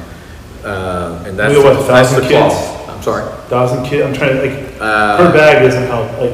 Yeah, so let me look here. So it would be 30, 5, 6, 7, about 1,000 kids. about 34,000, 35,000 thereabouts. That's with all the attachments and everything. Now, this generation side, theirs is $33.25 a bag. And then with all the other things that they would give us, it would cost about $46.9. I'm sorry, they put tax on this one, so it'd be $43.5 roughly. But they, As soon as that bill, we knew it was coming, we should have But all if been we- out there trying to Right. invent. but if we become the only district in Texas and they use us for testimonies and interviews and whatever, it would drop to $25.20 a bag, and it would drop after taxes, about 33,000. And that's the locking. That's Do the we know how lock. much these last? Like, is it a 3-year I think, life cycle, 1-year life cycle? I'm trying to figure out, like. I think they're saying probably 3 to 4 years. Yeah, I think the yonder bags probably may not last as long because they're going to get, fabric. Yeah, they're fabric. And so, now, if we went just to the magnetic bag, without the locking, it would go from $28.50 a bag to $22.50 a bag, so. I think if you're gonna do it, you might as well do the locking thing. It sets the expectation. I agree. And, yeah, it's, And plus we're not gonna have it, they stole my phone and all that, I mean, all that kind of craziness. If Yeah. It's locked up. When you say locking, both of them are locking, right?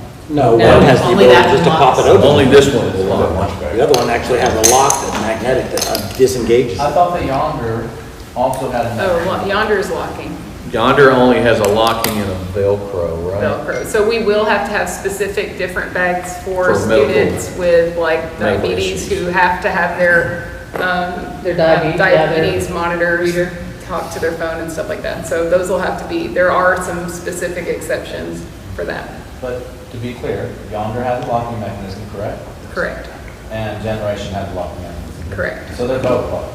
Except one of them blocks the signal and one of them doesn't. Right. Correct. Yonder does not. Yeah. I thought you were saying. I did say lock at the beginning, but I Yonder- thought we were just sticking with Yonder does blocking. not block the Right. signal, Yes, and that I Generation understood. Faraday is signal blocking. Yeah, can you imagine the anxiety? I mean, I can tell you one of my kids, if you locked it in something and it was just buzzing right Yeah. next to them, they would lose their And, minds. Yeah. They couldn't and that's why we read. called this company, because we heard Yeah. after Yonder said, well, it doesn't block anything, we started talking amongst ourselves like, that will drive kids Yeah, nuts. that's worse. In the counselor's office. And then with the generational, the teachers also get a locking mechanism opposed to Yonder where they do not, correct?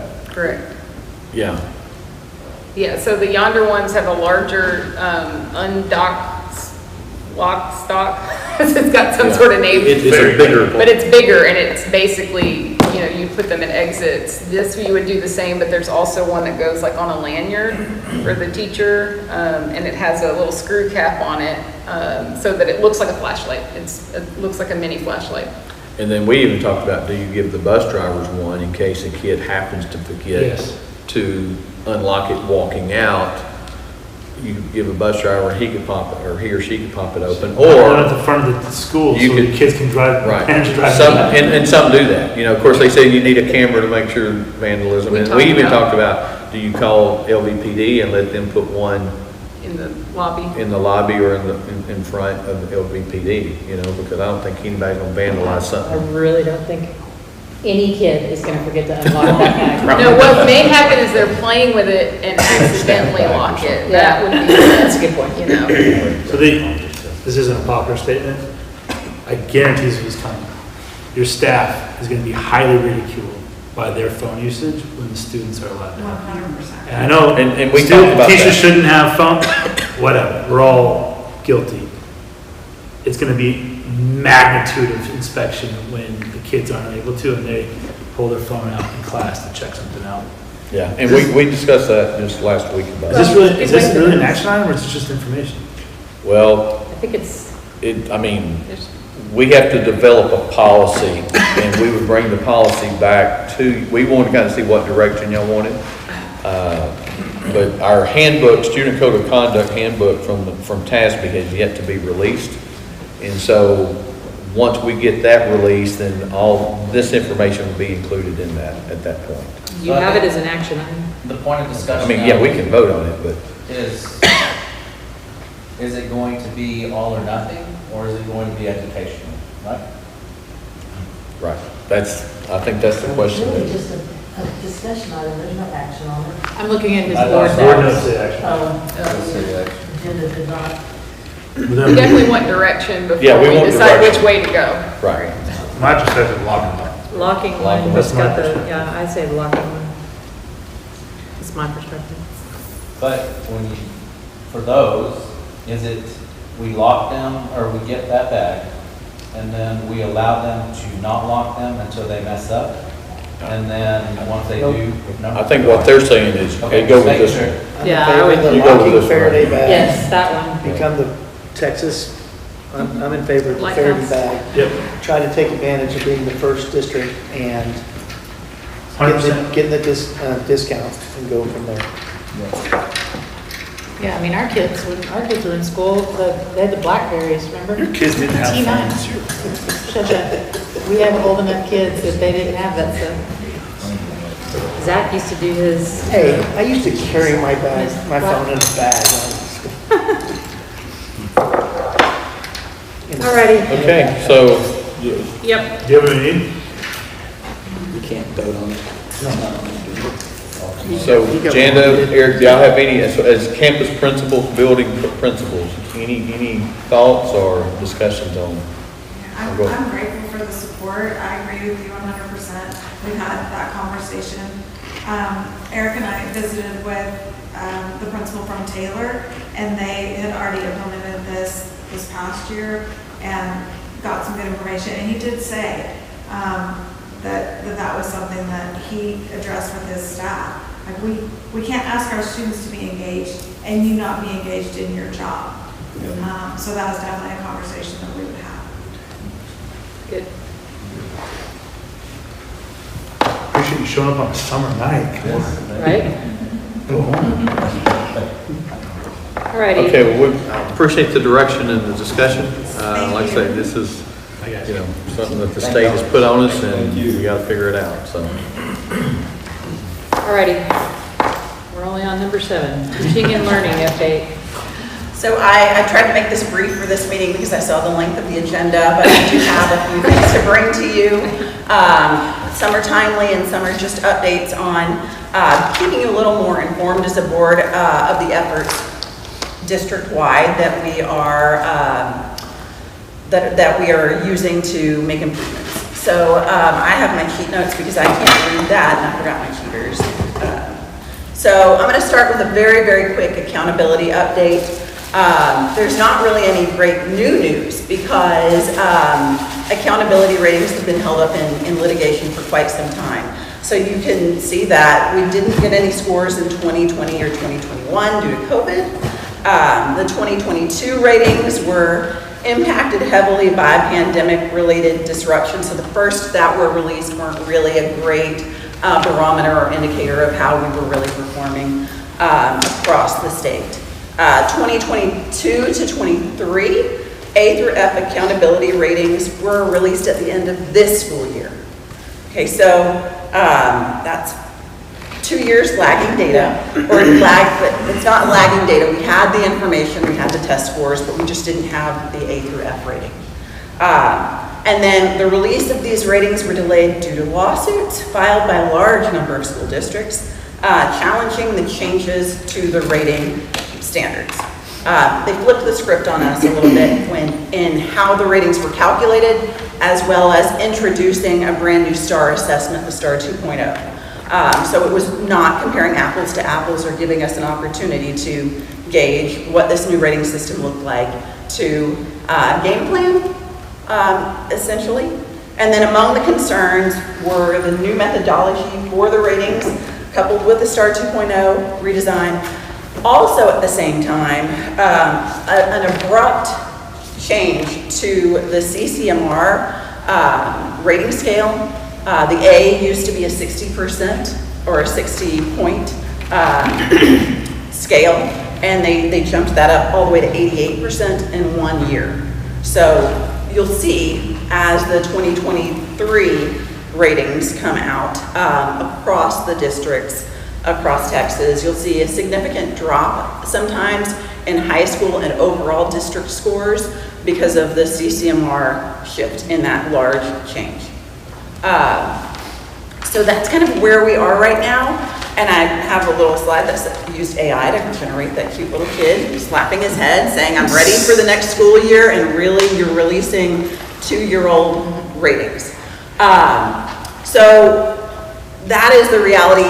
And again, the A through F scores are being released. We've been digging into STAR scores as well as other data every time we get a chance. So just because new ratings have been released doesn't mean this is a call to new action, because we've been taking action along the way. We do expect the 2025 ratings to come out in August. The 2024 ratings, there was just a decision on the lawsuit that had been filed for 2024 because of the AI scoring. Those have been, TEA will be releasing the 2024. So We will have those for you sometime soon as well, the official ratings. The next slide is at a glance comparing 2022 to the newly released 2023 ratings. But in that middle column, what we've done is apply the new rating scales and systems and calculations to the 2022 scores so that you have more of an apples to apples in the middle two columns rather than 2022, which was apples, and 2023 is oranges. So you have a little bit better perception of what progress or what slips have been, you know, what we're seeing in those accountability ratings. So Tina, I appreciate you putting the deck ahead of time and allowed us to read through it. Thank you. So that's what I'm trying to understand. This is 2022 what if? Yes. Is if we took the 2023 rules. Yes. Applying the 22-22 data. Yes. And so it's still fair to assume the district slipped, middle school slipped, intermediate slipped, and elementary slipped on an apples for apples basis. Yes. Okay, great. That is correct. And again, the slip that you see there, specifically in the high school and district, which is one of the larger gaps, right, is due in part to the CCMR. No, high school improved. Yes, high school improved. Yeah, high school improved. I just want to make sure, Yeah, you were, so, okay, I was looking Yes, for but the data 22 doesn't to show that 23. because, yeah, apples and oranges we slipped, but apples for apples we improved. Yeah. correct. Got it. Yeah. So that is where we are, according to what was recently, that was released in April, but I wanted to take a moment to kind of clarify what was released and the reason for the delay. When we saw our 2023 data, we were already looking at areas for growth. And the two things that stood out across the scores, right, and the areas where we need to focus on to, you know, play that game and get those ratings up, are academic growth and closing the gap. So this was already part of our data dig and on the radar, and I kind of wanted to address for just a moment like the action steps that have been taken based on the information we were seeing. What we now see in the new rating calculations is there is a increased focus on student growth year to year, individually, based on where that student started and how much progress that student made, whether they were a low scoring student or a high scoring student.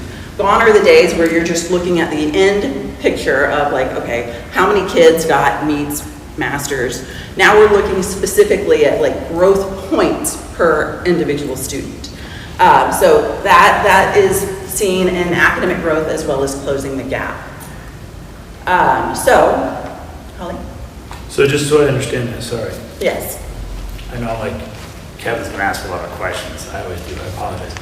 If you had 100% of your students master a subject, and they take the start of the next year and master the subject, or 2 years later, you would get killed in this rating schedule because no one progressed, right? You could. You could. There is the very real potential of those students that are always in that higher quadrant of Don't mean dramatic. Yes. 100% of your school district was masters. like if they made 100 They on the would have test. to do a year to 100 year. and like a 98, because if that makes sense, right? Like if there's a range of scores for masters, they're looking for a year's worth of growth from year to year. So they're looking at the actual score, not the rating. Say that again? They're looking at the score, not the rating. They're looking at what they determine to be grade level and a student making one full year's worth of progress based on what that cut score is. Like, so there would be like a point by point. I mean, yes, I guess if a student somehow got a perfect score from one year to the next, and whether or not, but even that should account for a year's worth of growth. Yes. I mean, there shouldn't be a tremendous penalty for students maintaining growth. The question is for, you know, the passing score from year to year changes. And so, you know, we have like 6th grade math is a particularly low passing score. So you could score pretty low actually and still be masters versus the next year when masters, the cut score goes way up here. And so they have an algorithm to determine a year's worth of student growth in a content area. And I mean, theoretically, you could have a high achieving student who achieves slightly less high the next year, and they would not be given, they would not be given the credit for a year's growth. But it is higher to achieve the growth points, though, to your question, when you have students that are maintaining high achievement. It's like the better we do, and the more achieving students we have. Yes, the less opportunity for those. Versus, congratulations, last year all of your students were struggling, and now fewer are struggling. So we're going to reward the school district. I'm trying to help you out here. Yeah. Rewarding the school district that took lots of struggling to a little less, versus doing well to doing well. A little bit better. Yeah. All right. So, and to your point as well, we do see a lot of stability in our students. And I will address that a little bit when we talk about the new assessment that we have introduced to really help us focus more on this concept of growing each student individually. So just 2024 ratings, like I just mentioned, are still held up in litigation due to AI. Well, no, they have been allowed to be released. Right. However, we don't know what the TA timeline has not announced when they'll release the 24. And so it's very likely that in August, we'll have both 2024 and 2025 at the same time. I think they'll do the 2024 during the special session. To promote that they need to keep the STAR test. The STAR test is back on the agenda for the special session. So that bill did not make it out of the Senate. It has been reintroduced to basically eliminate the STAR. My guess would be that we'll see those ratings right about the time committee meetings are happening for that. So there's a potential STAR elimination, I guess I'm sorry. Correct, it is on the agenda for the special session. It's a very long agenda though, so that's a lot to accomplish in 30 days, but it's on there. And they couldn't come to an agreement with what that looked like. The House version looked great. It's favorable. Yes, but the Senate. So if you want to reach out to your senator, good luck. The Senate is where it gets hung up, so yes. So rather than having a whole presentation analyzing the numbers, right, I wanted to talk more about, like, this is from 2023. What have we done? What are our plans? What are we doing? Because we know that we have an area of need and we have an opportunity for growth. So in 2023 and 2024, those ratings were released, but we've been doing things, and I'd like to share with you. Has it disappeared? Oh, there we go. So those the ratings which were recently released are scores from the 22-23 school year.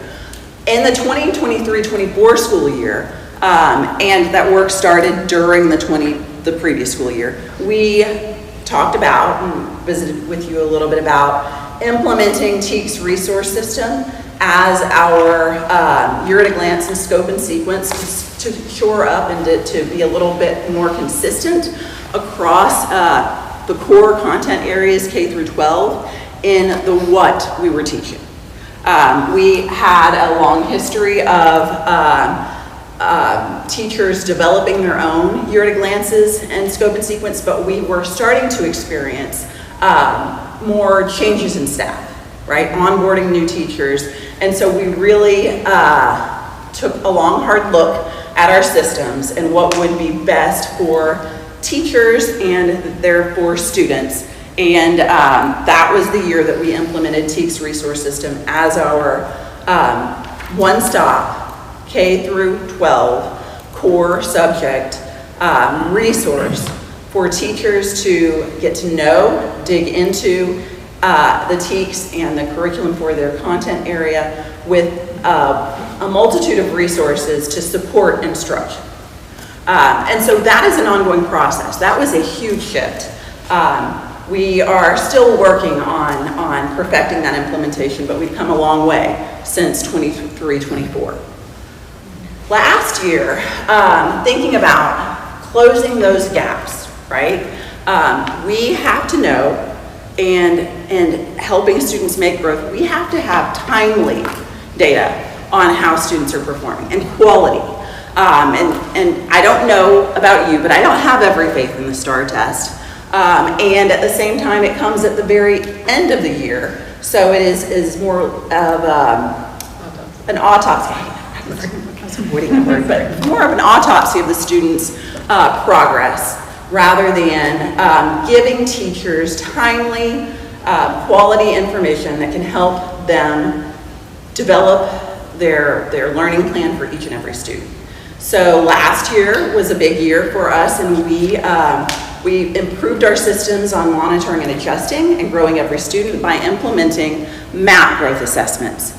And MAP growth is a nationally normed assessment, and we are able to administer that K through almost 12. But in math and RLA, the only difference at the high school level is the math assessments are by subject area rather than just being banded as math. So there's a specific Algebra 1, Geometry, and Algebra 2 assessment.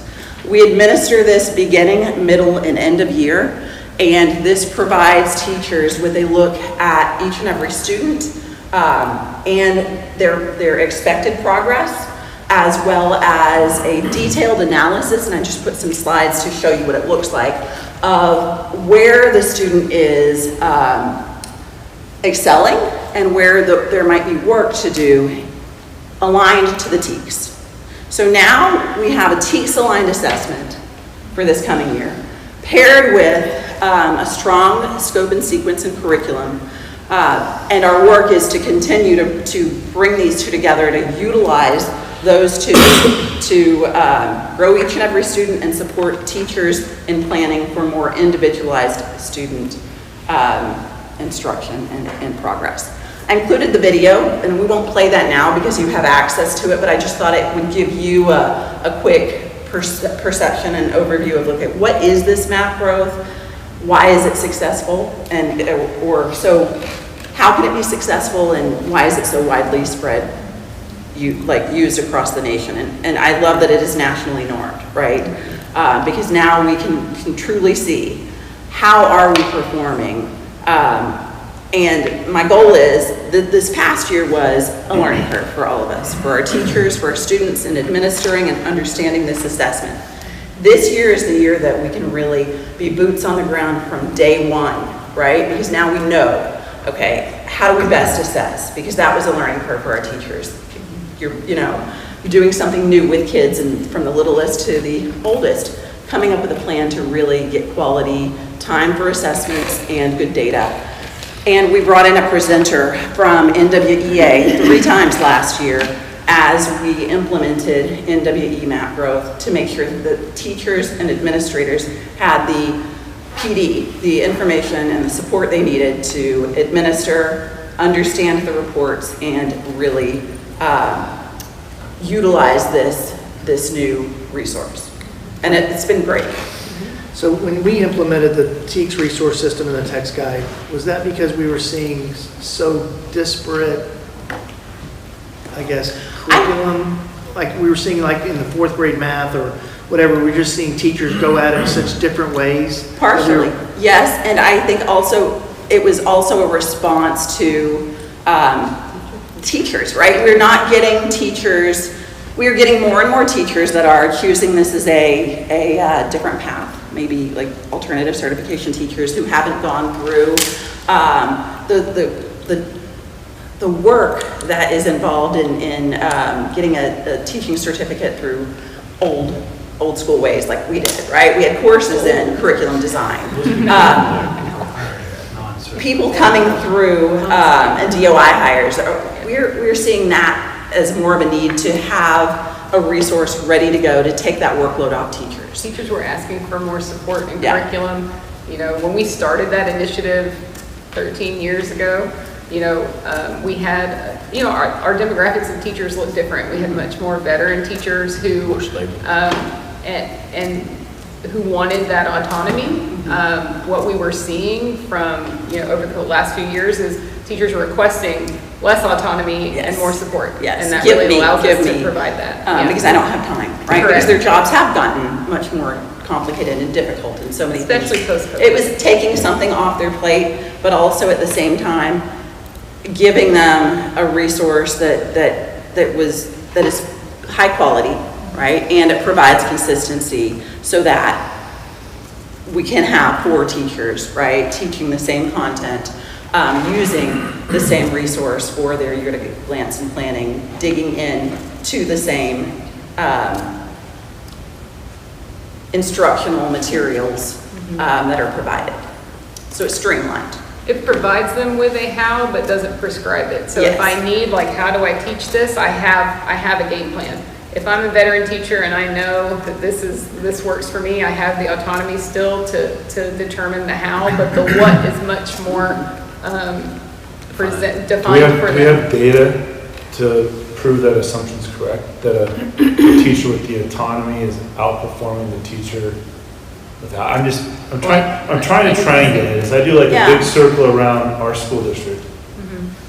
There are a lot of districts with Bs, and we have a C. That's a fact. There's one district that has a C next to us, and that's it. Everyone else has Bs. Leander, our strategy is like, let them go work in Leander and we'll steal them at a higher rate.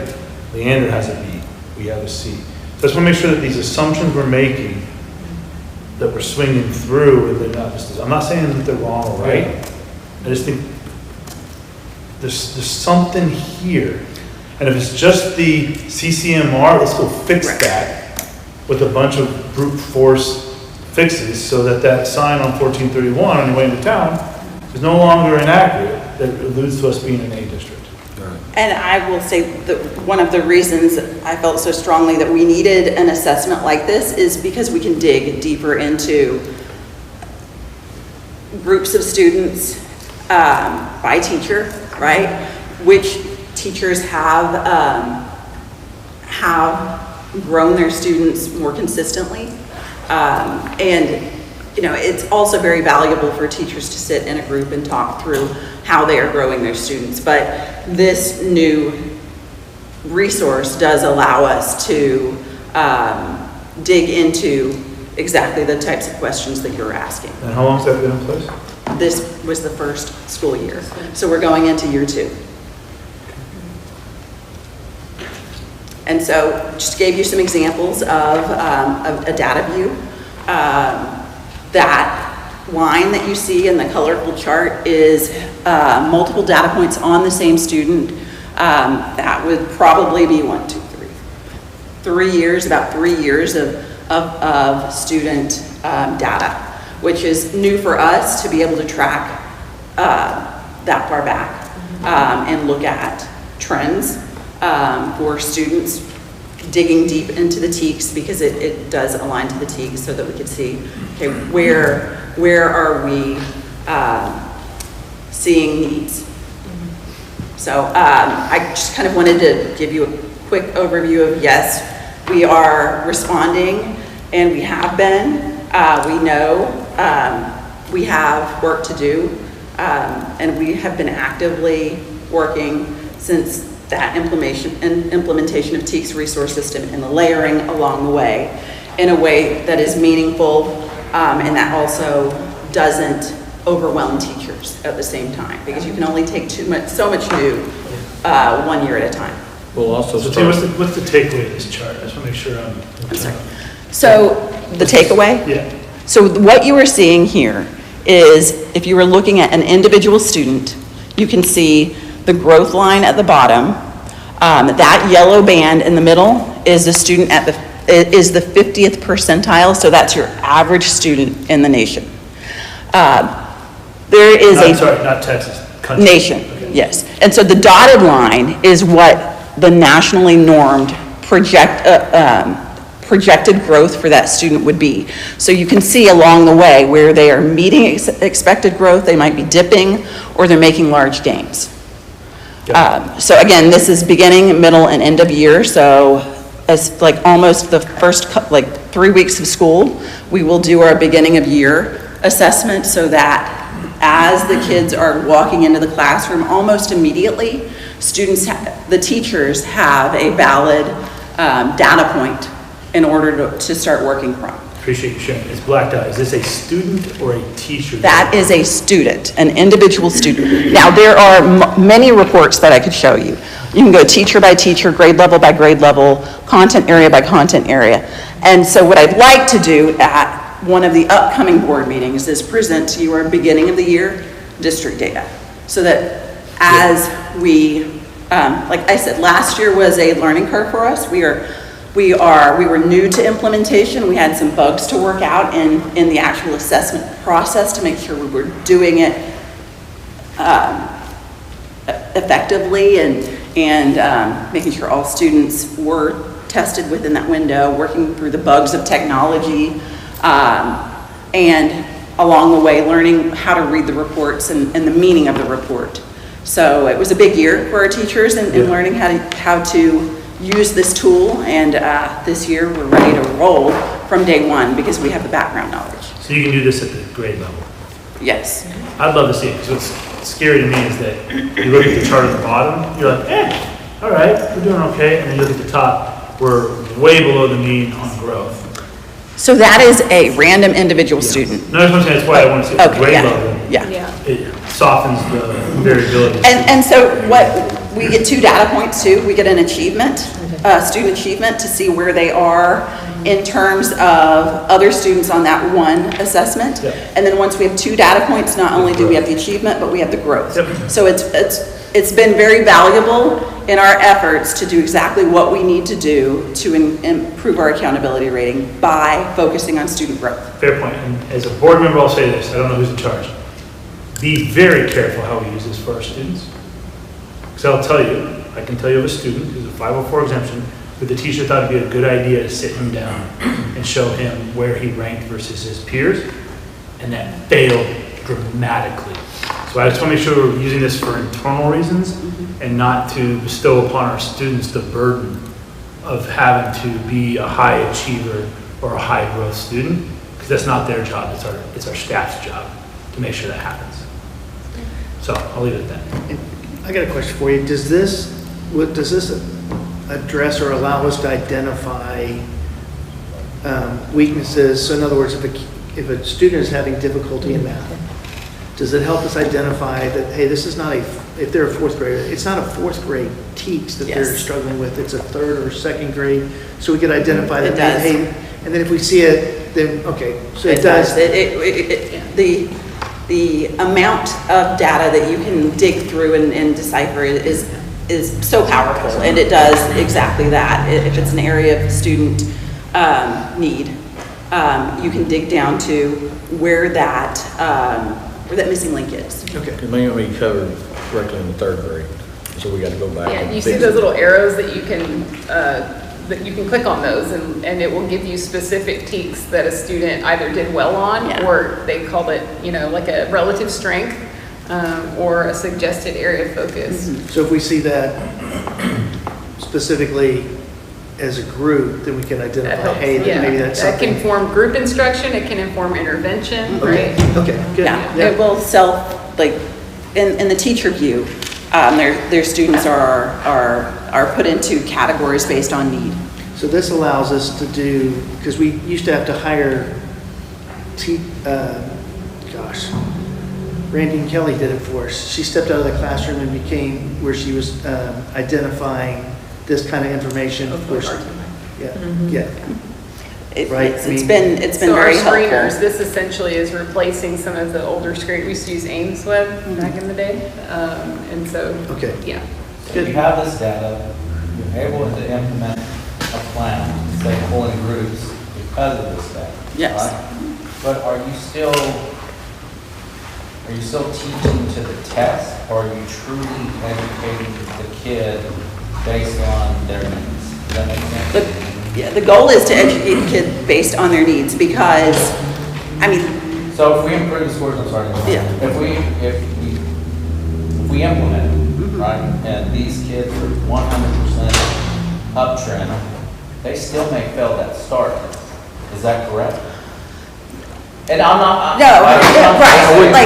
Again, it is about each student's growth, and a student may go from, low to a higher, but the goal is to move that student forward and up. And another thing that this does provide us is projected proficiency on STAR.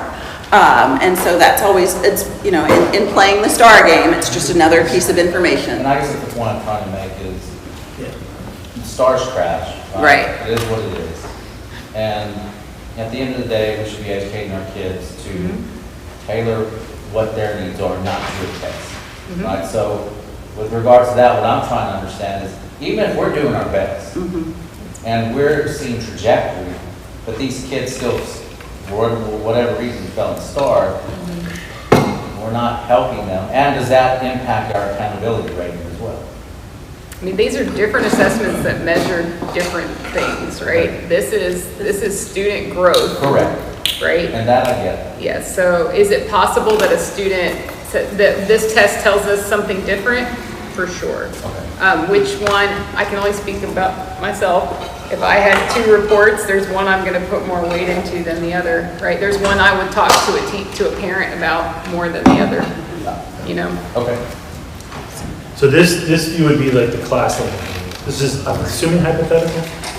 Yes, so that would be a teacher's profile for them to be able to, this is one view. Again, it's very interactive, click, click, click, click. You can get to all sorts of views with different representations. I'm just trying with the best view for me as a board member to understand how we're doing. I guess. This says half of your, most of your students are below the mean. Not saying this is a real thing. But like this would be alarming as a steward of this community's faith in the district.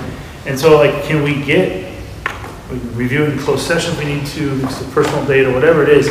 I'd love to see how we're spending all this money and time. We actually haven't seen the real results of the outcome. And we're bringing that to you this year. Principals will be presenting as well.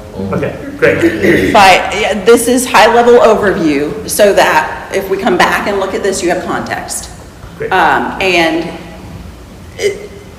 the reports are static, right? They're not, you can't click here and there like we can in looking at this. So there's not a great view to just show you it, like to give you what you're asking for. It's kind of a process to walk through the data.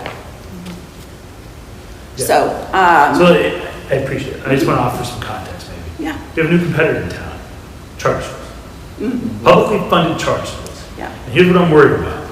Our best and brightest students are going to be lured away, leaving us with the most challenged academic students.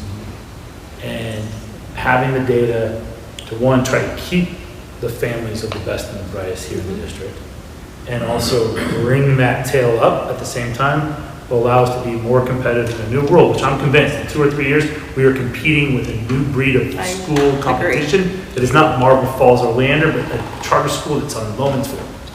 Yeah. That's it. That's my context. I'm not trying to point fingers at anybody at the district or administration or teachers. It's a combative view of our district versus the option that is not our district. That's it. Agreed. At the end of the day, I think it's by design though, right? It goes back to the state of Texas intentionally destroying the public education system to drive more towards a private chartered school system. And while I agree with you 100%, if we had all the resources in the world, if we had the money that we needed, we would be able to compete. But we don't have that. And I'm not saying that is an excuse, but that's reality. Right? So, to me, this is by design. It is what it is. And yes, y'all are doing your best. And yes, I agree that we need to see what we can do and what those results are. But we're under attack right now. And we don't have the resources. And we don't have the money. So, that's just my 2 cents.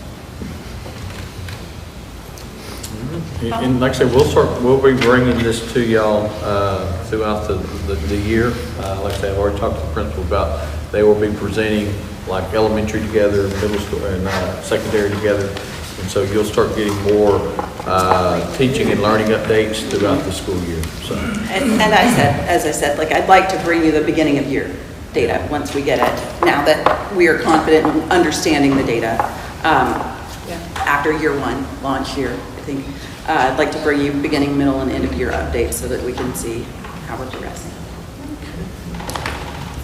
Thank you so much. Thank you very much. Appreciate it. Thank you. I was going to ask that school question. With House Bill 4, is your understanding that it very closely mirrors some of this, where they're giving that beginning, mid, and end of year, and I think within 24 hours, the teacher's supposed to have feedback on how the students are doing? So, yes, If so it the becomes law. House version of the STAR bill essentially said that they needed to use a nationally normed assessment that provided progress monitoring. I mean, most districts are using this, right? And so it would really be kind of an easy transition. That would be my guess. There's this and iReady. There's two kind of bigger assessments. But the overall, this is the concept. This is the concept, is that you're giving, you know, We don't multiple wait 3 years small, for results. small assessments versus the shut down the school for a week Big STAR STAR, test. right? Yeah. Like, so, yes, this is coming back on the agenda. It starts on Monday. If you have any feelings about that. In full favor of NWEA or something like this, allowing districts, but the other option that came from the Senate was STAR interim assessment, so really it was. STAR 3 times a year. Yeah. So it is not what we want, right? Not only do we not 100% stand behind the data we get, like it is very manipulated, but I think this is it's also lagging.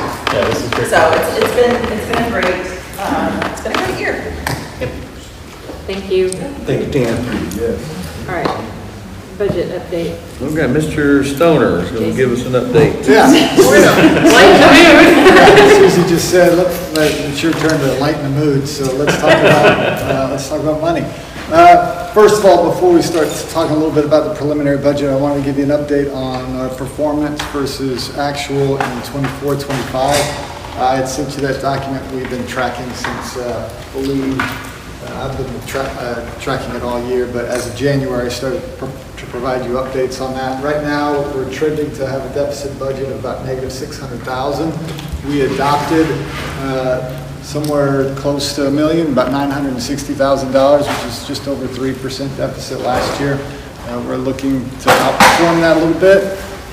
Some highlights of that is that our projected payroll budget is just under $11,000 of what we thought it was going to be. That's pretty tight. That's pretty nice. That's nothing that we did, and particularly it's just the right folks left and the right folks came in to make that number as close as it was. I think 6,200 is only a couple $100 off at this point, and then we're seeing some relatively decent gains in fees and dues and supplies. But the biggest sort of what if moment in this scenario is our revenues.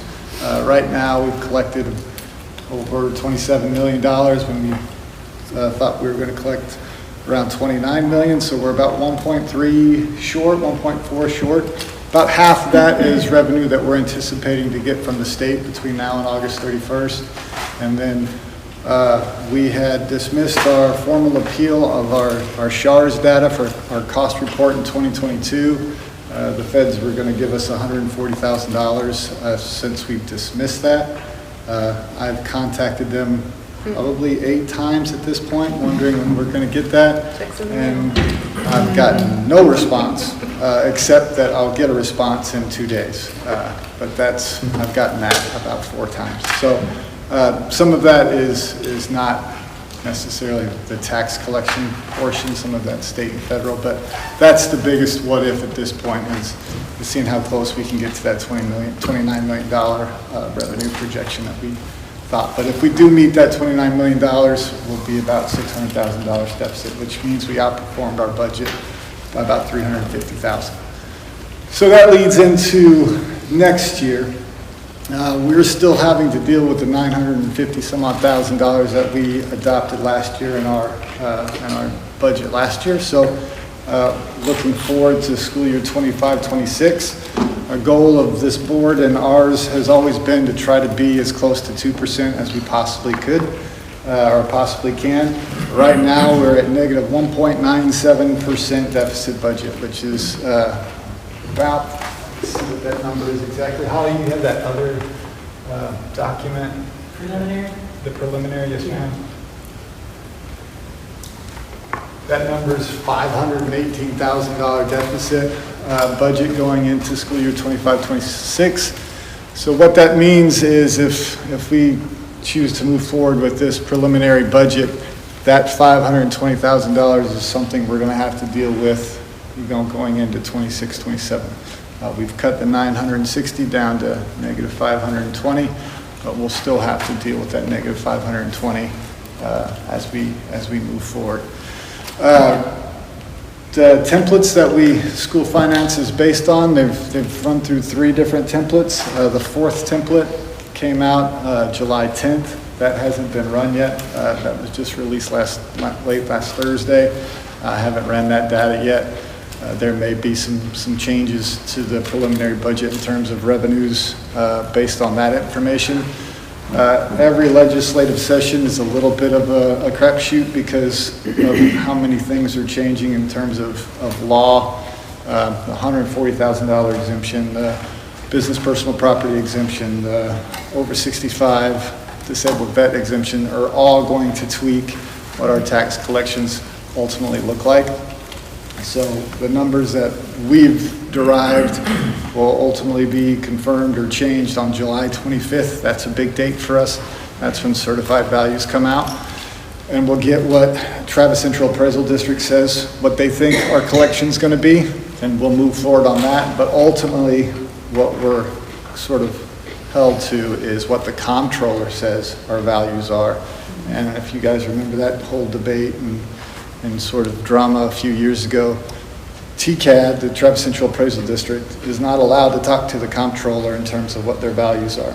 So we base our budget and our collections on what TCAD says, but our recapture and our funding formulas are based on what the comptroller says.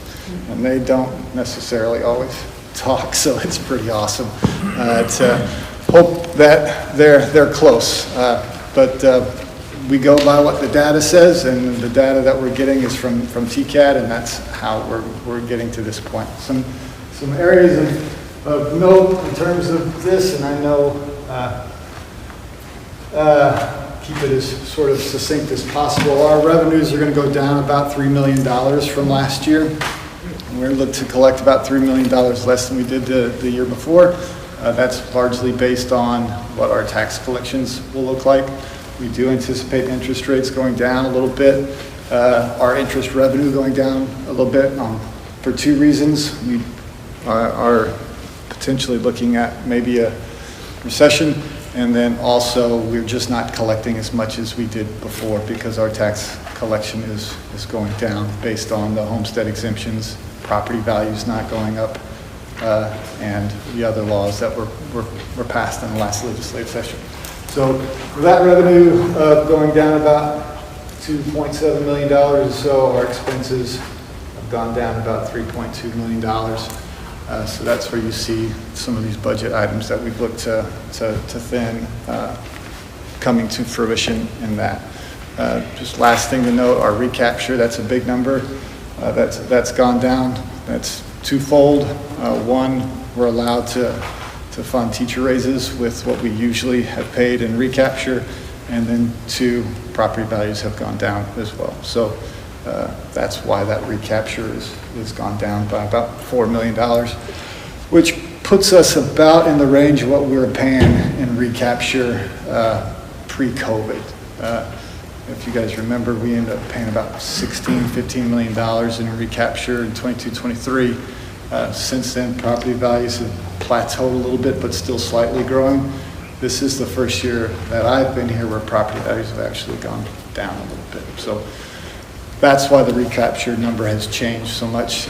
State aid's gone down, and I think that's largely based on. Go ahead. What's the recapture number? I'm sorry.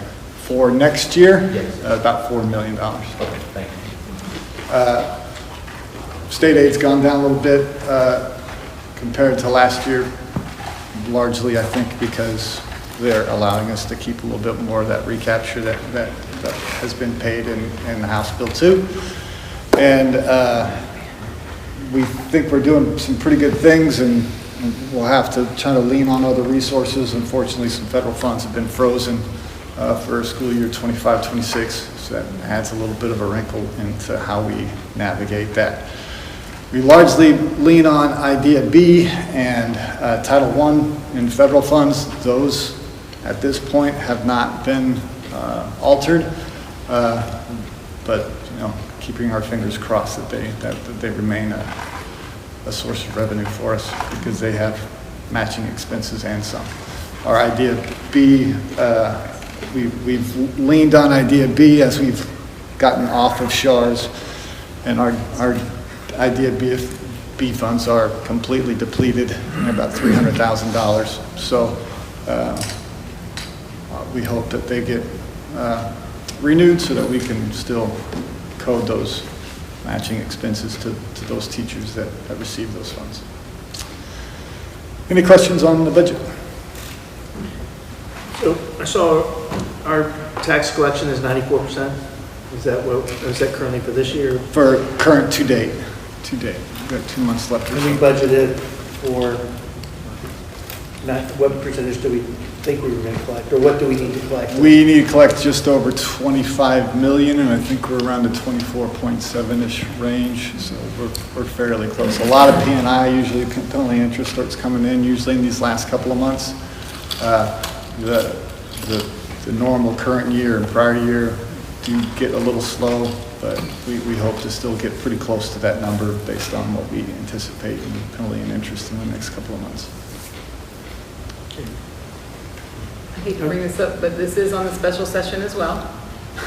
That starts next week. It's on the list of priorities from Governor Abbott is to further reduce property taxes, which my understanding is that's going to be achieved through compression. So there was gratitude for the homestead exemption, but feeling that ultimately that doesn't lead to the most widespread reduction, and so there's a push for additional compression, which would obviously impact all of this. So right. Just sort of wait. If it were just the homestead exemption portion, school districts often are held harmless to that piece. But if it comes through compression, school districts aren't held harmless through compression. So that would negatively impact our revenues. Thank you. Sorry. Bright and cheery. Appreciate that, Susie. Hey, when are you going to bring us some good news? Right? Hey, and there's 19 things on the agenda to get done in 30 days. So I don't know if it actually happens, but it's just fair warning that it is on the agenda. I will share good news. You guys... Always end on a positive. Yes. We have discussed for the last couple of years about defeasing bonds. We actually made our defeasance payment at the end of last week. And in doing so, the school district has saved the taxpayers almost $2 million in interest payments. So Lago ISD was able to defease our 2014 and 2017 bonds. And by doing that, we don't have to pay about anywhere between 1.7 to $2 million in interest over the next few years. So that was good. That's good. Great. And the high school's almost paid off, correct? Yeah, we're getting close to. Yeah. To that. So this high school's almost paid off. Yay. So there is, there, So that's. I should end there. I should end there. Yeah. Let's end there. We're on number 9. There is some law about INS and what we're able to carry in our INS rates that the district has approved, but there's still some potential compression that has to be done on our INS rate based on new law. So our 32 cents has put us in a position to potentially go for a new X campus in the next 3 or 4 years without going out for any more pennies, but that may have been legally challenged by this new law. So I'm doing some digging on that, but I hope that we'll be able to maintain the tax rate that the community has voted on, but we may be forced to have to change that. All right, well, thanks. I should have Way to finish strong. Okay. Any other questions? Thank you, Mr. Turner. Discussion and possible approval of cafeteria prices for 25-26. All right, so we got Jason and we've got Jennifer Porter here from Airmark. If you need to ask her any questions, she's available. But I want to thank Jason and Jennifer because, guys, this is a Anytime you're dealing with TDA, it's a mess. And so, you know, you guys approve the contract. Even though TDA has to approve it, you know, we still have to approve it as well. But I want to thank them for all the work they've done, dealing with all the rules and regulations from TDA. So Jason, I'll let you take it. Yeah, I'll try to make this super brief. I gave you some information in terms of how these calculations are derived. Next year, 25, 26, I'm sorry, 25, school year 25, 26 will be federally audited. It's a deal that they do every couple of years. It's called an AR, administrative review, so things have to be really tight. And Jennifer and I, and largely Jennifer's done a really good job of making sure that we're going to pass that with flying colors. Part of that is making sure that our pricing models are all up to date and tight. And so what we brought to you is the proposed rates for the prices and how they compare to school year 24-25. I'll share with you that school year 24-25, we've seen about $10,000 in negative balances for unpaid lunches that have been provided. So that obviously hurts the budget a little bit. And then the projections of sales that we've had hasn't met the mark. So we'll see what that ultimately looks like as we move forward. We're going to make a push in August to try to collect as many negative balances as possible. When students come back and collect their schedules, we're going to make a large push to collect those. And Jennifer and principals have done a lot of work already to get to that number. It was much higher than that, and we started pushing to get those collections done sometime in February. So we've worked hard to get it to that number, but it's still a number that we're going to have to ultimately deal with. We're not able to use profits from food service to pay for negative balances. So any money that's generated from food service has to stay in food service. It can't go toward negative balances. That's a district expense that we're going to have to take on. But I felt like that was worth sharing. So on that note, I remember at Starbucks there was something at the cash register. Yeah, about $1,200. Asking me to donate. Does that go to the $10,000? That will go to negative balances, yes. And I don't remember, and I apologize, there was a discussion about this time last year where there was a way that some donations happened from a local group. If we had done it differently, we could have. Right. So we had capped what a student's negative balance could be last year. And it was somewhat of an inflated number because it capped out at $20, negative $20. Well, we took that cap off because we wanted a visual of what that number ultimately looked like. That was okay. And so now it's pretty egregious. And some of this is because, 2 years ago, everybody was eating free and we don't need to pay. And now, only 25% of our student population qualifies for free or reduced lunch. No, 25% fills it out. Application. Right. And qualifies. And qualifies. Yes, that's We're correct. working on that. So this is all, and then MMRC, this all is tied together, right? It is. Okay. It is very much. So 75% of our population that fills out the paperwork is classified as a paid student, and that's what generates largely that negative balance. But we've proposed to increase prices in our pre-K through 3 breakfast was $185, it goes to $220, and pre-K lunch and pre-K through grade level 3, our lunches were $210 and they are proposed to go to $220. Breakfast is the same across the board in K through 12, and that's by design. Serving sizes are the same, menu items are the same, so it's going to be the same across the board.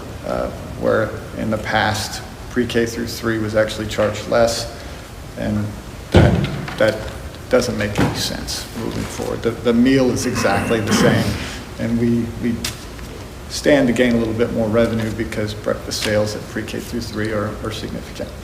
And grades 4 through 12, breakfast went from $3 to $3.30, and then in grades 4 through 12, lunch went from $3.40 to $3.50. All things considered, a la carte items included, and based on what meal sales were in 24, 25, this would generate a profit of about $4,000. That doesn't mean that that's going to happen. Last year it was $3,800, and we're not going to be in a profit of $3,800 last year. So it's hitting our a la carte sales items. It's hitting the projected meal sales that we think. And TDA only approves what we think based on what it was the year prior. So it's not like we can just say, well, let's move that number down. We can't do that without it being approved by Texas Department of Agriculture. So we're sort of, our hands are tied in that regard. And then adult prices, we do want to continue to give our staff the flexibility of getting a little bit more here and a little bit more there. The fixed meal cost is the same, so we're getting billed either way, but with that additional serving size or whatever that case may be, that price goes from $230 for breakfast to $250 for adults and $350 for lunch to $370. And I think, David, you said last year you can't go to Sonic anymore without spending $8 on a meal. So to say that, you know, a lunch is provided at $3.70 still says that we value our staff. And the short that comes from that, the meal that we're being charged more than $3.70, but the district carries about $3,000 every year to cover those shorts for our staff. Again, the board knows it's $1.29 that we carry, and then 93 cents on the breakfast. So Jason, did we remove the cap on the amount of deficit that a student can go into? Are we putting that back in place? Are we putting it back to where if that ballooned up to where now our deficit is greater, are we going to cap it now? Because even if a kid gets to their limit, they still get a lunch, right? They just get. Yes, and what we've found this year is that students are actually liking the alternative meal. It's not really a disincentive, if that's a word, to like say, okay, well, you have a negative balance, here's your alternative meal. Well, some are buying the alternative meal a la carte. Yeah, my kids would love that. So, and the downside, I think, of having that alternative meal option and putting that cap is the district is responsible for that alternative meal, which technically is a free meal, but they're not getting the reimbursements for a free meal. They only get for a pay, which is like 40 cents as opposed to, was it $4? I think it was about $4 this past year. So if you put the cap, then you have to put in that alternative meal because every kid gets a meal whether they have money in their account or not. I was just asking if we were doing it. Is there an advantage to capping? no, the obligation is going to be on the district either way, but at least we have a value to say, you know, David, you have a $600 negative balance versus a $20 negative balance. We have no real recourse to collect it. Correct. And did we implement an automated system to email? I agree. It's not automated. It's not automated. It's manual. Okay. Yeah, so we're sending notifications. We've gotten to the point of doing paper past a certain point, and what we started doing is sending home paper applications for free and reduced lunch once they get past a certain point too. So no, we pull a list. We get a number. Beneficial? Pardon? Would it be beneficial to implement an automated system? I mean, if they're in my school bus, they'll get one. Yeah, if they're sending my school bus Yeah. to receive the notification, then they'll get a notification automatically when they drop below whatever Threshold they set. Amount that the parent says. Yeah. On with the flip side of that, our point of sale system this past year, we were hitting it weekly with emails where it would automatically send all parents with, based on the balance levels. And then on the second weeks, we would print. For those students, we could tell that they were previously free or reduced, especially after that 45 days. We would put the paper application in with the letter and mail it. So every week they were getting some kind of notification. Got it. Okay. I was just trying to understand, number one, can we get more control of all of the excessive that we owe because they aren't paying? And then can we reduce the overhead if you guys have to go through a manual process to do it? Just a thought. Yeah, we've started, Jennifer has started rolling in assistant principals and principals into these conversations with particular families that are struggling with negative balances, just to provide more teeth to that issue, which is, it's work, right? I mean, they're busy otherwise, but it's beneficial to a district's bottom line, because if that number doesn't change, that's $10,000 off of the general fund that we'll have to cover. Okay. And to Kevin's point, if we do a better job of identifying these students, then it does impact us in accountability, because we are compared to other districts with similar demographics. And so if we're under identifying students who qualify for free and reduced lunch, we're being compared against districts who actually don't look like us. And then in turn, our Title I funding will also increase because our free and reduced lunch applications indicate more students with needs. So out of the 100% possibility of signing that paper, how many are actually doing like 50%, 40%, 30%? 35. And I know we've talked about this, like how do we get people, no matter who you are. Yeah, and then there's some that would qualify that will not qualify. Will not. Will not qualify. Just has a very negative stigma. Right, to it. right. Okay, thank you. So those are the proposed lunch prices. I move we approve the lunches pricing as presented. A second. Kevin made the motion, Isai seconded. Okay. Any additional comments or questions? All those in favor say aye. Aye. Opposed? So she had to do the restaurant. Okay, 2025, 2026 compensation. Okay, so that information was provided to you guys in your packet. I want to thank Jason and Susie for working on this a lot. A lot goes into, not only this year trying to decipher through the laws of what we have to do as far as the teachers' salaries and how that can be presented. And so I want to thank Susie for putting the compensation packet together. A lot of information, but it does have the teacher compensation scale. And if you notice, we put the $8,000 at the bottom for any teacher that's got 5 or more years experience. If you have 3 or 4 years of experience, they get the $4,000.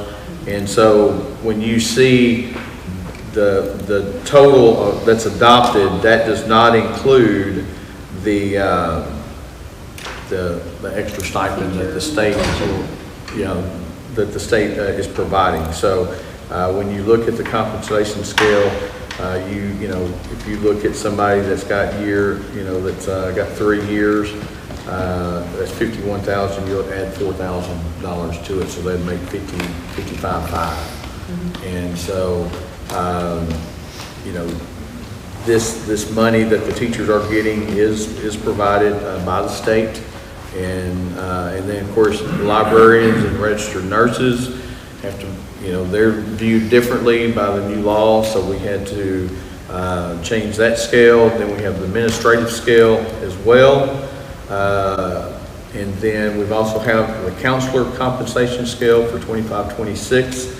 And then you also have the district stipends that were listed in there. And we also included the hiring scales for all of our different folks as we move forward. Just wanted y'all to see what that looked like as we continue to, every year hire different folks or whatnot. So a lot of information in here. Like I say, the teacher pay was probably the biggest thing that was on the radar of this year. Teachers certainly deserve the raise that they're getting. We actually did give our 0 through 2 years a little bump as well, just so they would get something.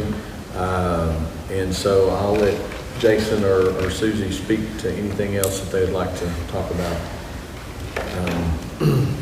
Getting the death stares, I will answer any questions. One of the things that stood out, I'm sorry, But one thing that stood out to me is what we're paying substitutes. We pay, we're asking somebody to step into the classroom for $100 a day. And if they come in and they will sit in our daycare, they make $120 a day. Is there a time difference on when they have to be there? Yes, and it's different revenue. So their day is longer. No, I understand that. Their day is longer, so they're 7:15 to 4:30. Yeah, but God, $100 for 8 hours? Is that 8 hours? 12 and a half bucks? And 12 and a half David, an hour is we what we're looked paying. at bumping it. I agree. But, you know, we looked at bumping it, and then, you know, we looked at, you know, how much would it take to get a sub to actually say, okay, I'll come sub. You know, is it an extra $15 a day? Is it an extra $50? And then when you start looking at the numbers, it was going to be a $40,000, $50,000 cost.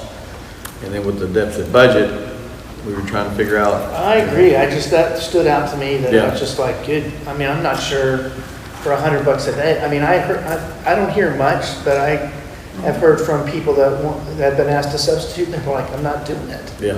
I agree. For 100%. I was so I see there, I mean, there are some new stipends, right, that we've identified.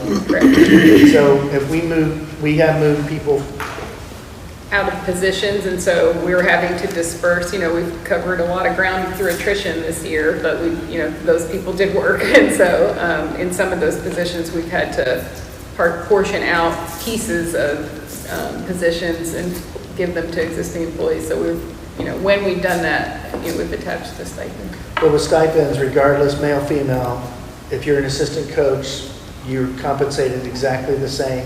So there's no difference between girls and boys sports.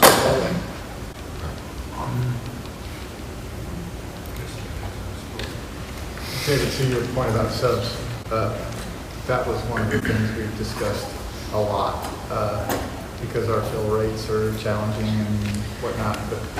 We have the sub here. I will have a volunteer job when I go, basically. Thank you. Yes. Thank you very much for your service. Yes, thank you. $15 an hour, which I'm not sure would move the needle, would cost us over $40,000. We have had a challenge filling our sub jobs though, so that is something we're continuing to monitor for sure. And more so on Fridays and Mondays, I guess. Oh, yeah. Good work on this. Need a motion? I move that we approve the compensation plan as presented. I second it. Gerald, you get it? Who seconded? Gerald. Gerald? I'll take it. Dave's the taker. Okay. So Greg and David? Yes, Greg ma'am. and David. Any additional comments or questions? All those in favor say aye. Aye. Opposed? 7-0. Okay, We're at our region Yeah. purchasing cooperative resolution. Okay, so as we're trying to, save money and whatnot, we've talked, Jason and I were talking about trying to join different purchasing cooperatives, and the more that you can join, the more you can put it out there when we go out for bids or whatnot. And so we would like to join the Region 7 Purchasing Cooperative. That way, if we start to go out for a bid, we can put that on their not buy board, but their board, and then they can be able to give us prices just like through Region 13 or buy board or tips or caps. And so, Jason, I'll let you add anything to that. No, we're just trying to expose ourselves to as many vendors as possible to get the best possible price for anything that we potentially need or want. Inflationary costs are a thing and will continue to be. So if we can get into as many purchasing co-ops as we possibly can, we can Could save potentially. us a few bucks here. So is this a 1%? What is the percentage on this co-op compared to in products and services compared to, Well, most of those are pretty blanket in terms of fees. You're aware of that as much as anybody. I'm not sure of the difference in price that Region 7 would get us versus a buy board, but I do know that there's vendors in Region 7 that aren't on buy board or tips. So we're trying to get exposed to as many vendors as we possibly can. And in the end, if it's not cost savings, then we'll go in that direction. Plus, make sure options open. Right. It's a good idea. I need a motion. I move we approve joining the Region 7 personnel co-op.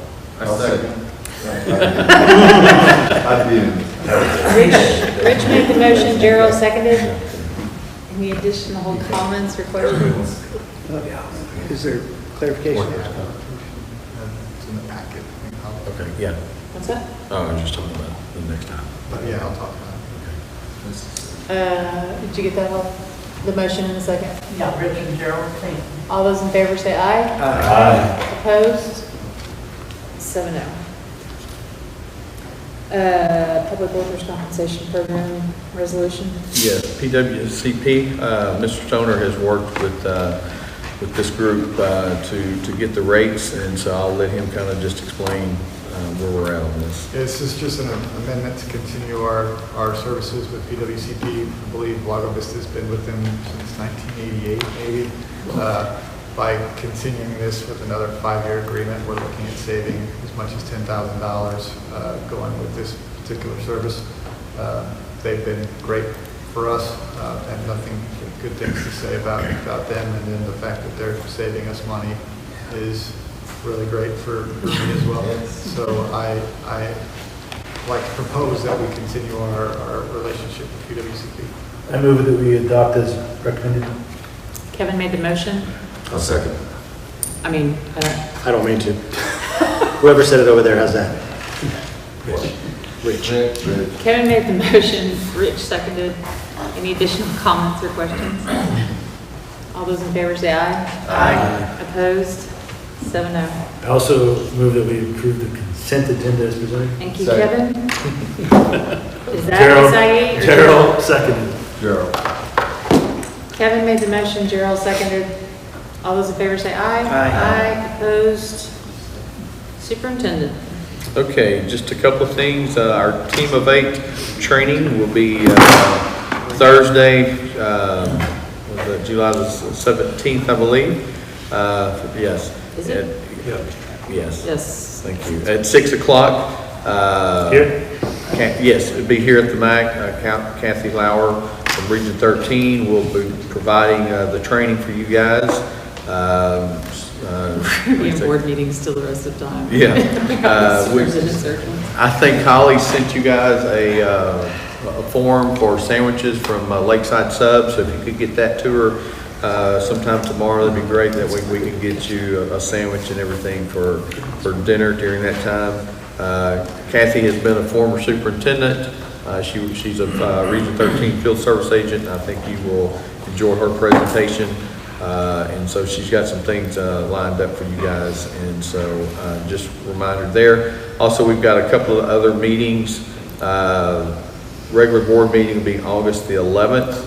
And then also could have a meeting on the 7th and talk to you about that.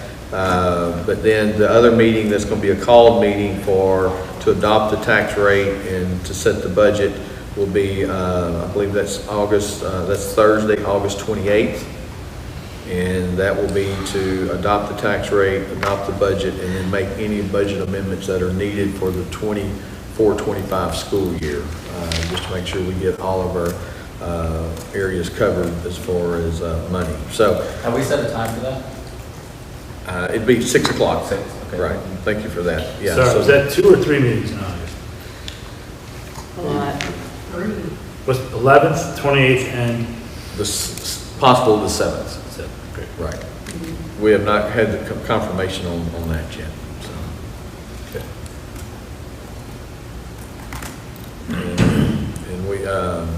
And so the 11th is a regular board meeting date, and then the 28th will be on that Thursday at 6 o'clock. So.